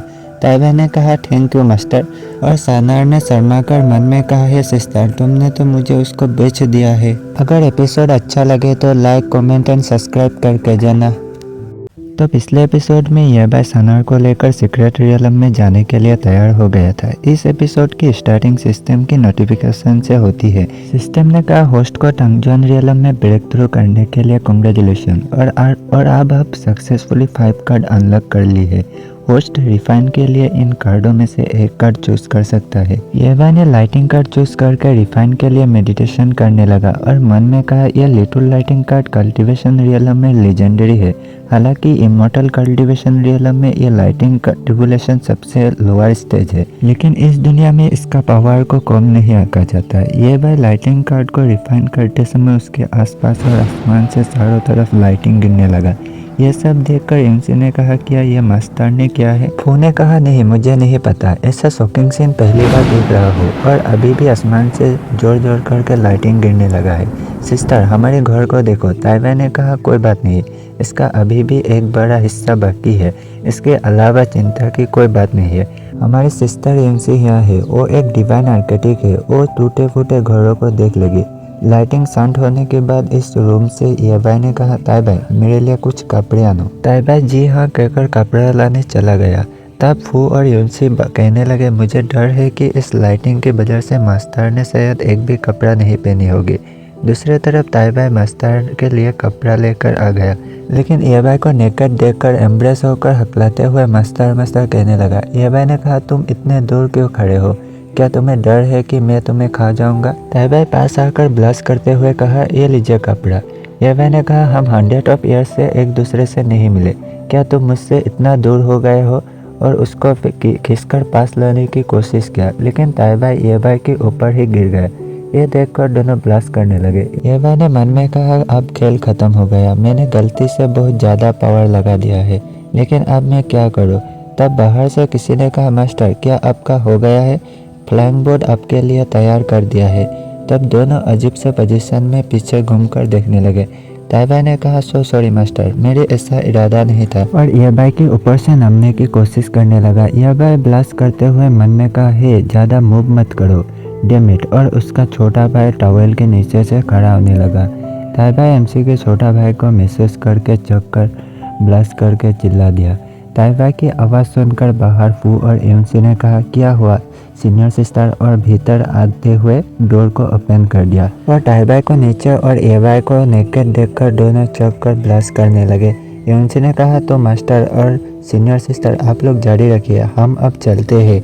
और फू को खींचकर कहा, अरे तुम क्या कर रहे हो, चलो यहाँ से चलते हैं। और ये भाई गला साफ कर ब्लश करते हुए कहा, ताइबा तुम जाओ और उस छोटे बच्चे को बता दो सामान पैक कर ले, हम कुछ देर बाद निकल लेंगे। ताइबा यस मास्टर कहकर जाने लगा। ये भाई अफसोस करते हुए मन में कहा, उफ, लगता है अगली बार मैं इस तरह के मजाक नहीं कर पाऊंगा, अदरवाइज उसका कॉन्सिक्वेंसेस भुगतना पड़ेगा। और रेडी होकर सब नोवा आर्क के पास आ गया। ताइबा ने कहा, यह एक स्पेस स्पिरिट ट्रेजर है जिसमें कुछ आपके सफ़र में ज़रूरतमंद चीज़ है। ये भाई ठीक है कहकर सनार के साथ फ्लाइंग बोर्ड में चढ़ गया।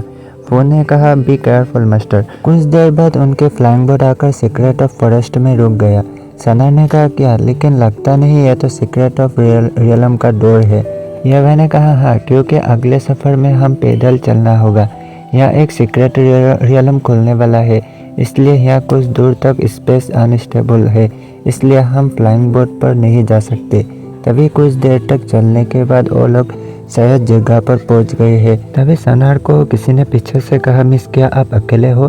तभी उन लोगों को दिखाया जाता है। 20 वाला आदमी ने कहा, हम तियानसी होली लैंड से है, यहाँ हर तरफ खतरा मंडराते हैं, आप हमारे साथ सीक्रेट रियलम में जा सकते हैं। सनार ने कहा, थैंक यू, कोई ज़रूरत नहीं है, हम खुद ही चले जाएंगे। ये भाई ने उनको देखकर मन में कहा, क्या ये लोग तियानसी होली लैंड के लोग हैं?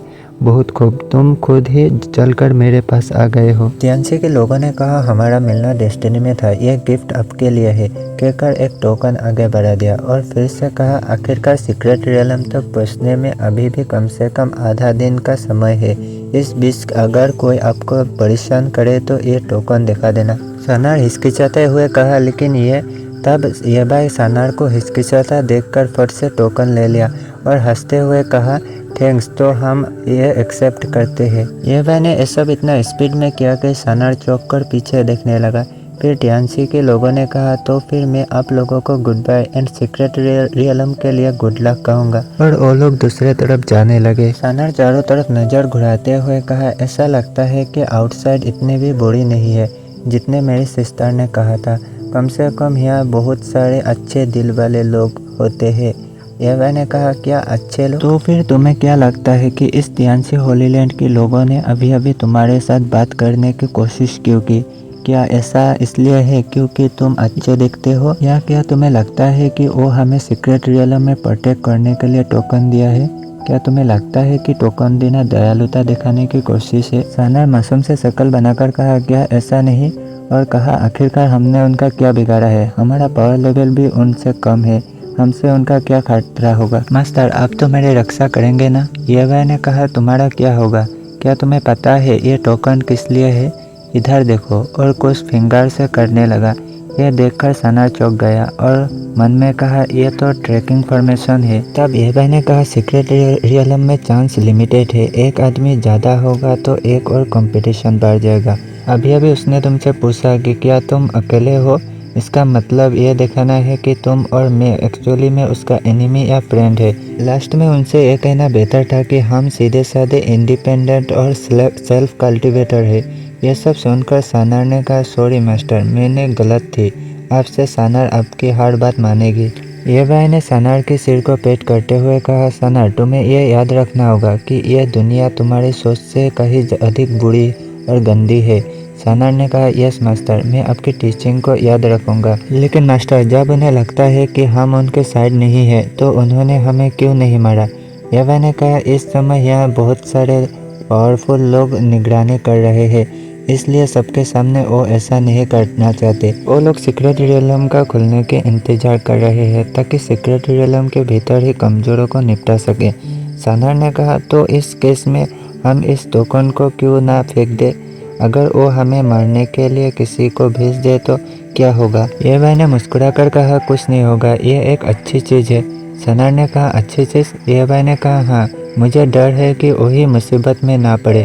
तभी दूसरे तरफ सीक्रेट रियलम के बाहर ढेर सारे लोग जमा होने लगे। इस पर्पल ड्रेस वाला ओल्ड मैन ने कहा, सीक्रेट रियलम में घुसने के बाद आप उसमें 10 दिन तक ही रह सकते हैं। 10 दिनों के बाद सभी लिविंग थिंग को बाहर भेज देगा।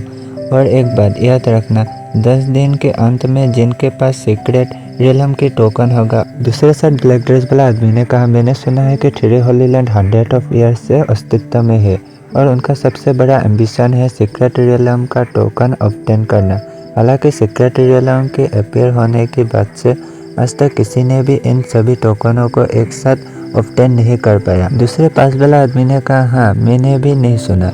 दूसरा किसी ने कहा, क्योंकि एक बार जब आप सभी सीक्रेट रियलम का टोकन ऑब्टेन कर लेते हो तो आप न केवल पूरे सीक्रेट रियलम पर कब्जा कर सकते हो, बल्कि आप हर 50 ईयर्स में इस सीक्रेट रियलम का सबसे बड़ा ट्रेजर भी प्राप्त कर सकते हैं। उनकी बातें सुनकर ईएबाई ने कहा, कोई वंडर नहीं है कि टियांजिया होली लैंड ने हमें आधे रास्ते में आखिरकार इतने मीठे मीठे बातें करके ट्रैकिंग टोकन क्यों दे दिया, ताकि लास्ट में हमें ट्रैक करके हमें मारकर हमारे सारे टोकनों को लूट सके।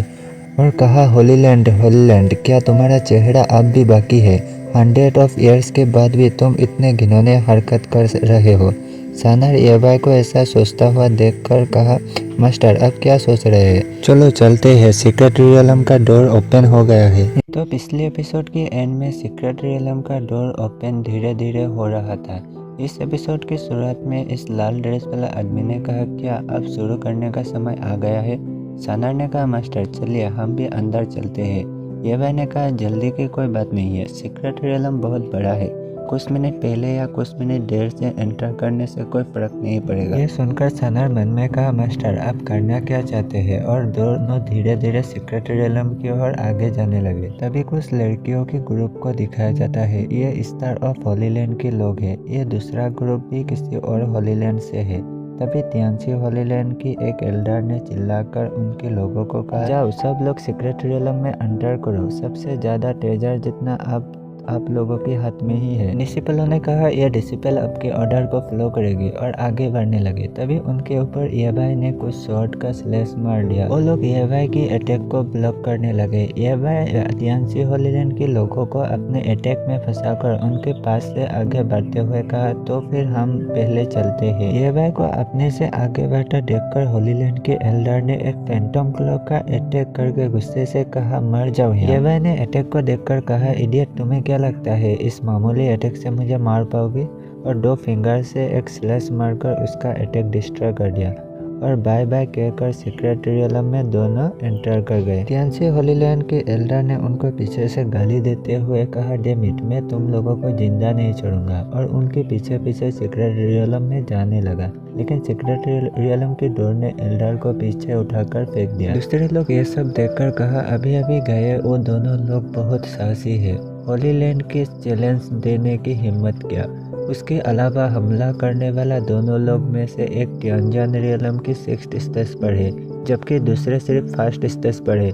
दूसरा पास वाला आदमी ने कहा, मुझे लगता है वो सीक्रेट रियलम से जिंदा वापस नहीं आएंगे। तियांजियन होली लैंड के एल्डर ने अपने डिसिपलों को चिल्लाकर कहा, वो लोग कौन है? 100 ऑफ ईयर्स हो गया है, किसी ने हमारे तियांजियन होली लैंड को नीची नज़रों से देखने की हिम्मत नहीं की, लेकिन आज 2 लोगों ने हमारी इंसल्ट करके चला गया। ब्लू बला वाला आदमी ने कहा, एल्डर वो मैंने उन दोनों को कुछ समय पहले देखा था, और पहले की टोकन देना, सानार टोकन लेने के लिए हिचकिचाना और ईएबाई फट से टोकन ले लेना और ये सब बातें बताने लगा। एल्डर ने कहा, क्या उन्हें टोकन दिया है? फिर बाहर मौजूद सबको एक एक टोकन देकर कहा, इसमें दोनों को ट्रैकिंग निशान मौजूद है। स्टार्ट ऑफ होली लैंड के एल्डर ने कहा, ओल्डियन इतना गुस्सा मत हो, आपकी काइंडनेस के कारण मैं अपने डिसिपलों को इन दोनों को ढूंढने कहूँगा। एल्डर ने कहा, अब आप लोग जाइए, मुझे कुछ समय के लिए अकेला छोड़ दे। और गुस्सा करते हुए मन में कहा, अगर तुमने बाहर आने की हिम्मत की तो मैं तुम्हें टुकड़े टुकड़े कर दूंगा। दूसरी तरफ सीक्रेट रियलम में ईएबाई और सानार को दिखाया जाता है। सानार ईएबाई को देखकर मन में कहा, ओह माय गॉड, मैं किस तरह के आदमी को फॉलो कर रहा हूँ। होली लैंड की एलाइट डिसिपलों को खुलेआम मार देना और उनके सभी टोकनों को छीन लेना ही नहीं, बल्कि उनके मास्टर को भी उस्काना, जो हाफ एम्परर थे। ईएबाई सानार को सोचता हुआ देखकर कहा, क्या तुम डर रहे हो? सानार ने कहा, नहीं मास्टर के यहाँ होने से मेरा क्या डर। ये मैंने कहा होलीलैंड जैसे सेमलेस लोगों के लिए हमें उनसे बातचीत करने की यहाँ ज़रूरत नहीं है, बल्कि उन्हें सीधा मार दो। और एक बात, हम यहाँ आने से पहले ही टियानजिन होलीलैंड को नाराज कर चुके थे। सनार ने कहा, लेकिन अब तो वो हमें नहीं छोड़ेंगे। बाहर जाते समय हमें क्या करना चाहिए? ये भाई ने कहा, उन्हें फिर से ऑफेंड करेंगे। वो ही सबसे पहले हमें ऑफेंड किया है, इसलिए मुझे अधर्मी होने का दोष मत दो। उसके अलावा हाफ एम्पायर कुछ ही है, चिंता की कोई बात नहीं है, मैं सबको देख लूंगा। सनार ये भाई की बातें सुनकर चौंक गया और घूर कर देखकर मन में कहा, सिर्फ कुछ ही हाफ एम्पायर और आप देख लेंगे? मास्टर की वर्ड हमेशा चौंकाने वाला होता है। तभी उनके सामने एक बड़ा जायंट पाइथन आ गया है। स्नेक को देखकर सनार ने कहा, मास्टर एक बड़ा स्नेक आ गया है। ये भाई ने कहा, ये तो हार्ट पेनेट्रिंग स्नेक है। ये टांगजुआन रियलम से 3 गुना ज़्यादा पावरफुल है। इसका खास बात सिर्फ उसका स्पीड ही है। उसका अटैक पावर एवरेज है। इस तरह की चीज़ से तो डरने की कोई ज़रूरत नहीं है। तुम्हारी पावर से तुम उसे आसानी से मार सकते हो। सनार ने कहा, लेकिन मुझे स्नेक से डर लगता है। ये मैंने कहा, तो तुम्हारा पहला काम ही स्नेक को मारना है, वरना मैं तुम्हें यही फेंक दूंगा। सनार रोना धोना करते हुए कहा, पर मैं उसे क्यों मारूं? और क्विट सी शक्ल बनाकर ये भाई को मस्का लगाते हुए कहा, मास्टर आप बेस्ट हो। सनार स्नेक से सचमुच डरती है, प्लीज आप उसे मार दीजिए ना। ये भाई ने कहा, तुम्हारी क्यूट एक्टिंग यहाँ काम नहीं आएगी। सनार फिर गुस्सा करते हुए कहा, यह तो बस एक बदसूरत स्नेक है, मैं उसे मार सकता हूँ। लेकिन स्नेक की मेला हुआ देखकर डर के ये भाई के ऊपर उठ गया। ये भाई उसे नीचे नमाते हुए कहा, क्या तुम छुपना चाहते हो? और कहा, मैं तुम्हें बता रहा हूँ कि ये स्नेक ज़्यादा पावरफुल नहीं है, इसका अटैकिंग पावर एवरेज है, तुम उसे मार सकते हो। तो पिछले एपिसोड में सनार स्नेक से लड़ने को तैयार नहीं था, लेकिन ये भाई उसको बार बार लड़ने के लिए मना रहा था। इस एपिसोड के स्टार्टिंग में ये भाई ने कहा, मैं तुम्हें बता रहा हूँ कि इस स्नेक का अटैकिंग पावर एवरेज है, लेकिन इस स्नेक ने अगर तुम्हें जकड़ ले तो उससे फाइट करना मुश्किल होगा। सनार ओके कहकर मन में कहा, इस बार मैं नहीं डरूंगा, मैं मास्टर को अच्छा शो दिखाऊंगा। और शॉट लेकर आगे बढ़ गए। सनार को आगे आते देखकर स्नेक भी उसको हमला करने के लिए आगे बढ़ गया। तभी सनार ने क्यूनली शॉट टेक्निक के थर्ड फॉर्म एक्टिव करके स्नेक के साथ लड़ाई के लिए आगे आ गया और दोनों आमने सामने लड़ाई करने लगे। लेकिन सनार ने एक झटके में स्नेक का सिर धड़ से अलग करके दूसरे साइड चला गया और चिल्लाने लगा, मैंने सचमुच अकेले ही एक मॉन्स्टर स्नेक को मार डाला, मैं वाकई ग्रेट हूँ। मास्टर आप क्या करो? लेकिन उस स्नेक का सिर अब भी जिंदा था। ये भाई फिंगर से एक हमला करके उसे पूरी तरह से मार दिया और कहा, अगर तुमने दोबारा ऐसा लापरवाही की तो तुम्हारे सिस्टर के तरफ से मैं तुम्हें सबक सिखाऊंगा। सनार ये सुनकर मुंह फुलाकर कहा, लेकिन क्यों? मैंने तो अपनी एबिलिटी से एक बिग स्नेक को मार डाला था, तो फिर मास्टर ने ऐसा क्यों कहा? एवा ने कहा, साधारण स्नेक जैसा दिखने वाला बिस्ट को मौत की घाट उतारने के लिए 7 इंच की दूर ही काफी थी, लेकिन इस तरह के डिमोनिक बिस्ट में उन्हें खूंखार बिस्ट की तुलना में कहीं अधिक जीवित शक्ति होती है। इसका सिर धड़ से अलग कर देने के बाद भी कुछ समय तक वो सरप्राइज अटैक कर सकता है और एक ही बार में उसका एनिमी को अपने साथ ही मार सकता है, इसलिए तुम्हें ध्यान देना चाहिए। सनार ने कहा। सनार को समझ आ गया है, सनार उसे जरूर से ध्यान रखेगी और ब्लश करते हुए मन में कहा, ओ गॉड, अभी तो बहुत शर्मनाक हुआ। ये वह ने स्नेक के सिर से डिमोनिक कोर को निकालकर सनार की ओर फेंक दिया। सनार उसे पकड़कर कहा, हालांकि यह चिपचिपा और डिस्गस्टिंग है, फिर भी उसमें एक मिस्टीरियस एनर्जी महसूस हो रहा है। ये वह ने कहा, सीक्रेट रियलम के बाहर की दुनिया का बिस्ट में ज़्यादातर डिमोनिक कोर नहीं मिलते, इसलिए यहाँ का ये कोर प्रीशियस ट्रेजर है। अगर तुम स्पिरिचुअल पावर का इस्तेमाल करके उसके सीक्रेट को जान सकते हो तो। फिर सनार हाँ कहकर उस कोर को रिफाइन करते हुए टांगजुआन रियलम की 6 स्टेज से 7 स्टेज में पहुँच गया। सनार एवाई से कहा, मास्टर मैं बिना किसी रुकावट की टांगजुआन रियलम की 6 स्टेज से 7 स्टेज में पहुंच गए हो। एवाई ने कहा, जैसा मैंने सोचा था, इस तरह की अपॉर्चुनिटी सीक्रेट ऑफ रियलम में ही मिलेगी। सनार ने कहा। सनार गिफ्ट के लिए मास्टर को थैंक यू कहा और मन में कहा, लगता है मास्टर आप भी मुझसे प्यार करते हैं, इसलिए उन्होंने मुझे सबसे पहले इस्तेमाल करने के लिए इतनी अच्छी चीज दे दी है। तभी उनको किसी की आवाज़ सुनने को मिला, हेल्प कहता हुआ। समवन हेल्प मी, मेरा कोई है तो मदद करो। ये भाई आवाज़ को सुनकर घूरकर देखने लगा। सनार ने कहा, मास्टर क्या ये हमारे लिए बिछाए गए कोई जाल नहीं होना चाहिए? ये भाई ने कहा, हाँ, लेकिन चलो देखकर आते हैं। तुमने बहुत सारे मॉन्स्टर को मार दिया है, अब टारगेट बदलने का टाइम आ गया है। और दोनों आगे बढ़ने लगे। तभी कुछ दूर जाने के बाद एक लड़की को दिखाया जाता है। उसने कहा उनको देखकर, हेल्प प्लीज़ मुझे बचाओ। ये भाई ने प्यार से कहा क्या आप बचना चाहते हैं, और उस लड़के की तरफ ढेर सारे एनर्जी का स्लैश मार दिया। अपने तरफ अटैक आता देखकर वो लड़की जंप मारकर अटैक को डॉज कर लिया और उसने कहा अरे ब्रदर, मुझे उम्मीद नहीं थी कि तुम इतने हैंडसम होगे, लेकिन तुम्हारा दिल बहुत काला है। सनार ने मन में कहा वो तो अन्य 2 होली लैंडो के डिसिपलों में से है, लेकिन मास्टर ने सीक्रेट रियलम में मौजूद टांजुआन होली लैंड के सभी डिसिपलों को पहले ही मार दिया, तो उस लड़की ने हमें कैसे ढूंढ लिया। यह भाई ने कहा स्टारलाइट होली लैंड के लोगों के लिए क्या छुपकर अटैक करना रुचिकर है? क्या 2 लोअर स्टेज कल्टीवेशन वाले लोगों से निपटने के लिए छुपकर अटैक करोगे? तभी पास की झाड़ियों में से ढेर सारे डिसिपल बाहर निकल कर आया। एक लड़के ने गुस्से से कहा तुम दोनों से निपटने के लिए मेरा एक हाथ ही काफ़ी है। सनार ने कहा मैं लोंगवान सिटी के रहने वाला हूँ, यहाँ आने के बाद मैं बेकार हो गई हूँ, मुझे तो पता ही नहीं चला कि यहाँ इतने सारे लोग चुप कर बैठे हैं। ये भाई ने कहा लड़की ज़्यादा मत सोचो, उनकी कल्टीवेशन तुमसे ज़्यादा है, इसलिए ये नॉर्मल है कि तुम्हें पता नहीं चल पाया वो लोग कहाँ छुप कर बैठे हैं। और ऐसे भी वो लोग चिकन एंड डॉग्स स्टील करने में बाकी होली लैंडों में से बेस्ट है। सनार ने कहा जी हाँ मास्टर। सनार को यह बात याद था और दोनों उनके मजाक उड़ाने लगे। यह सब सुनकर 2 लड़कियों ने मिलकर 2 स्लैश मार दिया और कहा तुम मौत को ढूंढ रहे हो, जो लोग होली लैंडों का अपमान करेगा उन्हें मर जाना चाहिए। ये भाई ने सनार को कहा क्या लड़की तुम किंगलिन शॉट टेक्निक का 9 स्टेज परफॉर्म करना जानते हो? सनार ने कहा हाँ, लेकिन मास्टर अटैक आ रही है, लुक आउट। यह भाई ने अटैक को आसानी से नंगे हाथों से इधर उधर करके ब्लॉक कर दिया। अपना अटैक इतना आसानी से ब्लॉक होता देखकर दोनों लड़कियां चौंक गए। फिर इन लड़कियों की लीडर ने एक पावरफुल अटैक रेडी करके ये भाई की ओर छोड़ दिया। ये भाई सनार को लेकर ऊपर जंप मार के इस अटैक को डॉज कर लिया। फिर ये भाई ने सनार को कहा दरअसल तुम्हारी सिस्टर ने शायद ये तुम्हें नहीं बताया होगा कि किंगली शॉट टेक्निक की 9 स्टेज एक सोलो टेक्निक नहीं है। दूसरी तरफ स्टारलाइट होली लैंड की लड़कियों ने कहा इस बार तुम हवा में ही देखती हो मेरी अटैक का कैसे डॉज करते हो, और दूसरा अटैक कर दिया। यह भाई ने सनार को कहा आज मैं तुम्हें किंगली शॉट टेक्निक का असली फाइनल फॉर्म दिखाऊंगा, और किंगली शॉट टेक्निक का लास्ट फॉर्म का एक फ्लावर रेडी करके उनके तरफ छोड़ दिया और अटैक आकर उनको चारों तरफ से बंद करके राख बना दिया। फिर दोनों धीरे धीरे नीचे उतरने लगे। तो पिछले एपिसोड में ये भाई और सनार दोनों मिलकर स्टारलाइट होली लैंडो के डिसिपलों को किंगलिन शॉट टेक्निक की 9 स्टेज से एक ही झटके में राख में मिला दिया था। अब आगे इस एपिसोड की स्टार्टिंग में ये भाई ने सनार से कहा क्या तुम्हें डर लग रहा है?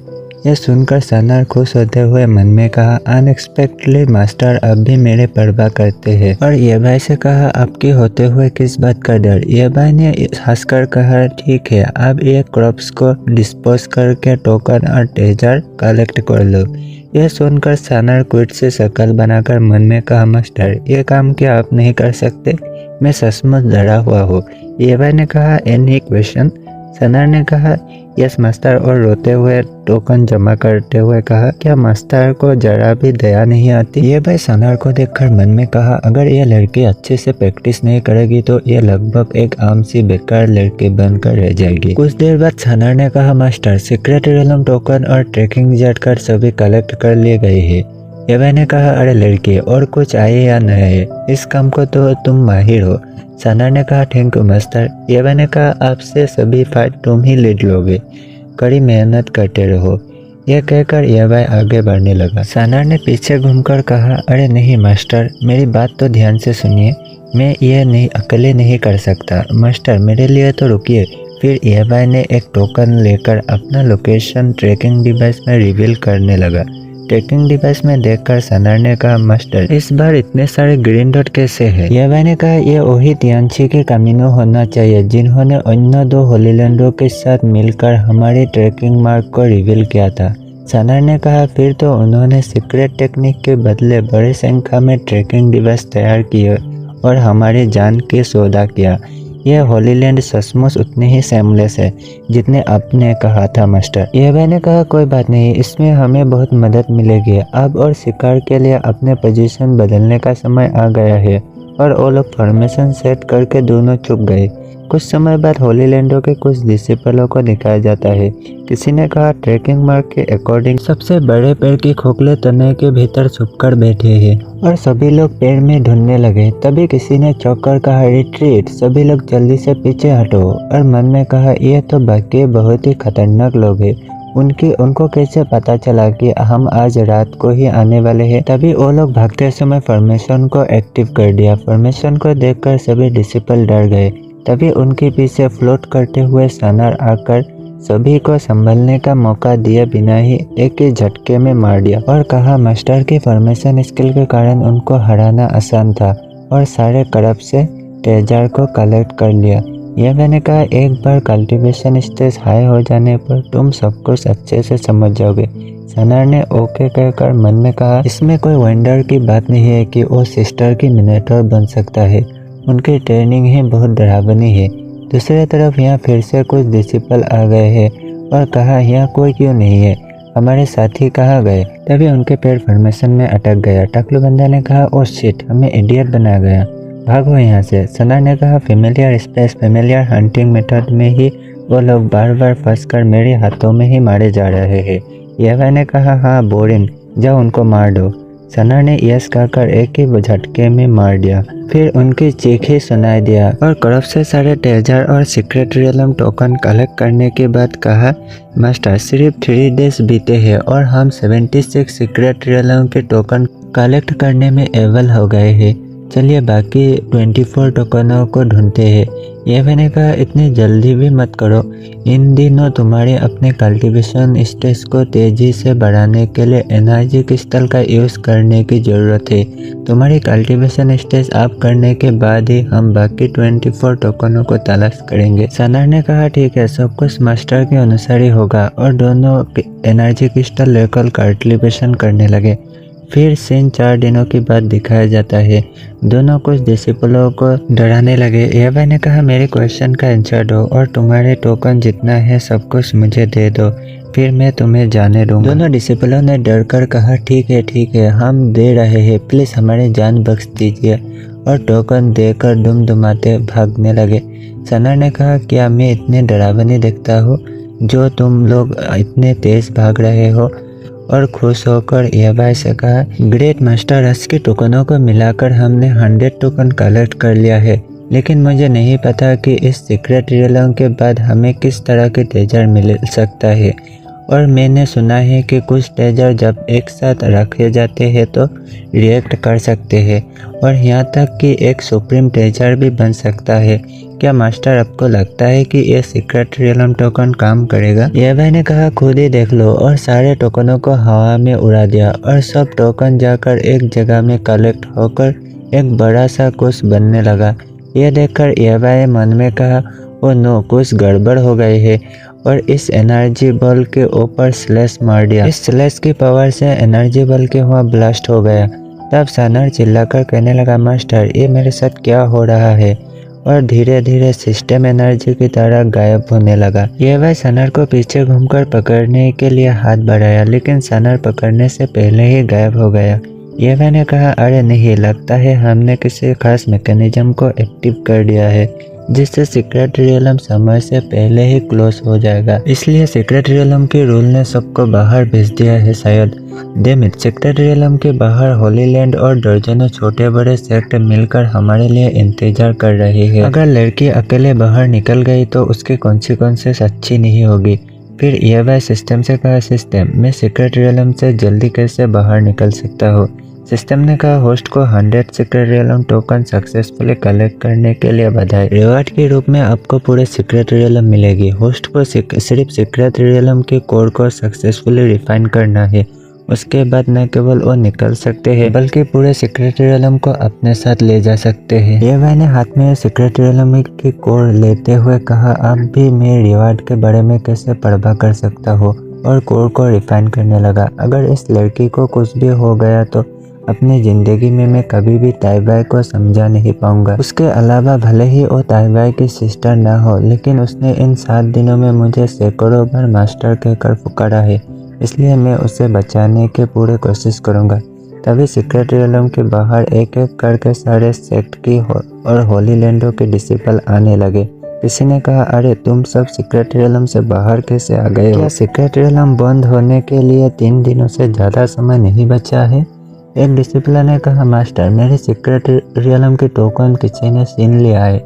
ब्लू ड्रेस वाला आदमी ने कहा, एल्डर मेरा भी सीक्रेट रियलम की टोकन भी छीन लिया गया है। वो टियांगजुआन रियलम की फास्ट स्टेज का एक लड़का है। पर्पल ड्रेस वाला आदमी ने कहा, पेट्रियस मेरा भी सीक्रेट रियलम का token first stage of Tianxuan realm के लड़के ने ही छीन लिया है। तभी सीक्रेट रियलम से सानार आकर नीचे गिर गया। सानार को देखकर टियांगजुआन होली लैंडो की एल्डर ने हंसते हुए कहा, हा लड़की मैंने तुम्हारे ही इंतजार कर रहा था, और मुंह के पास आकर गुस्से से कहा, और वो लड़का किधर गया? और सानार को गले से पकड़कर उठा दिया। यहाँ तक आ ही गए हो तो लाइक, सब्सक्राइब एंड कमेंट करके जाना।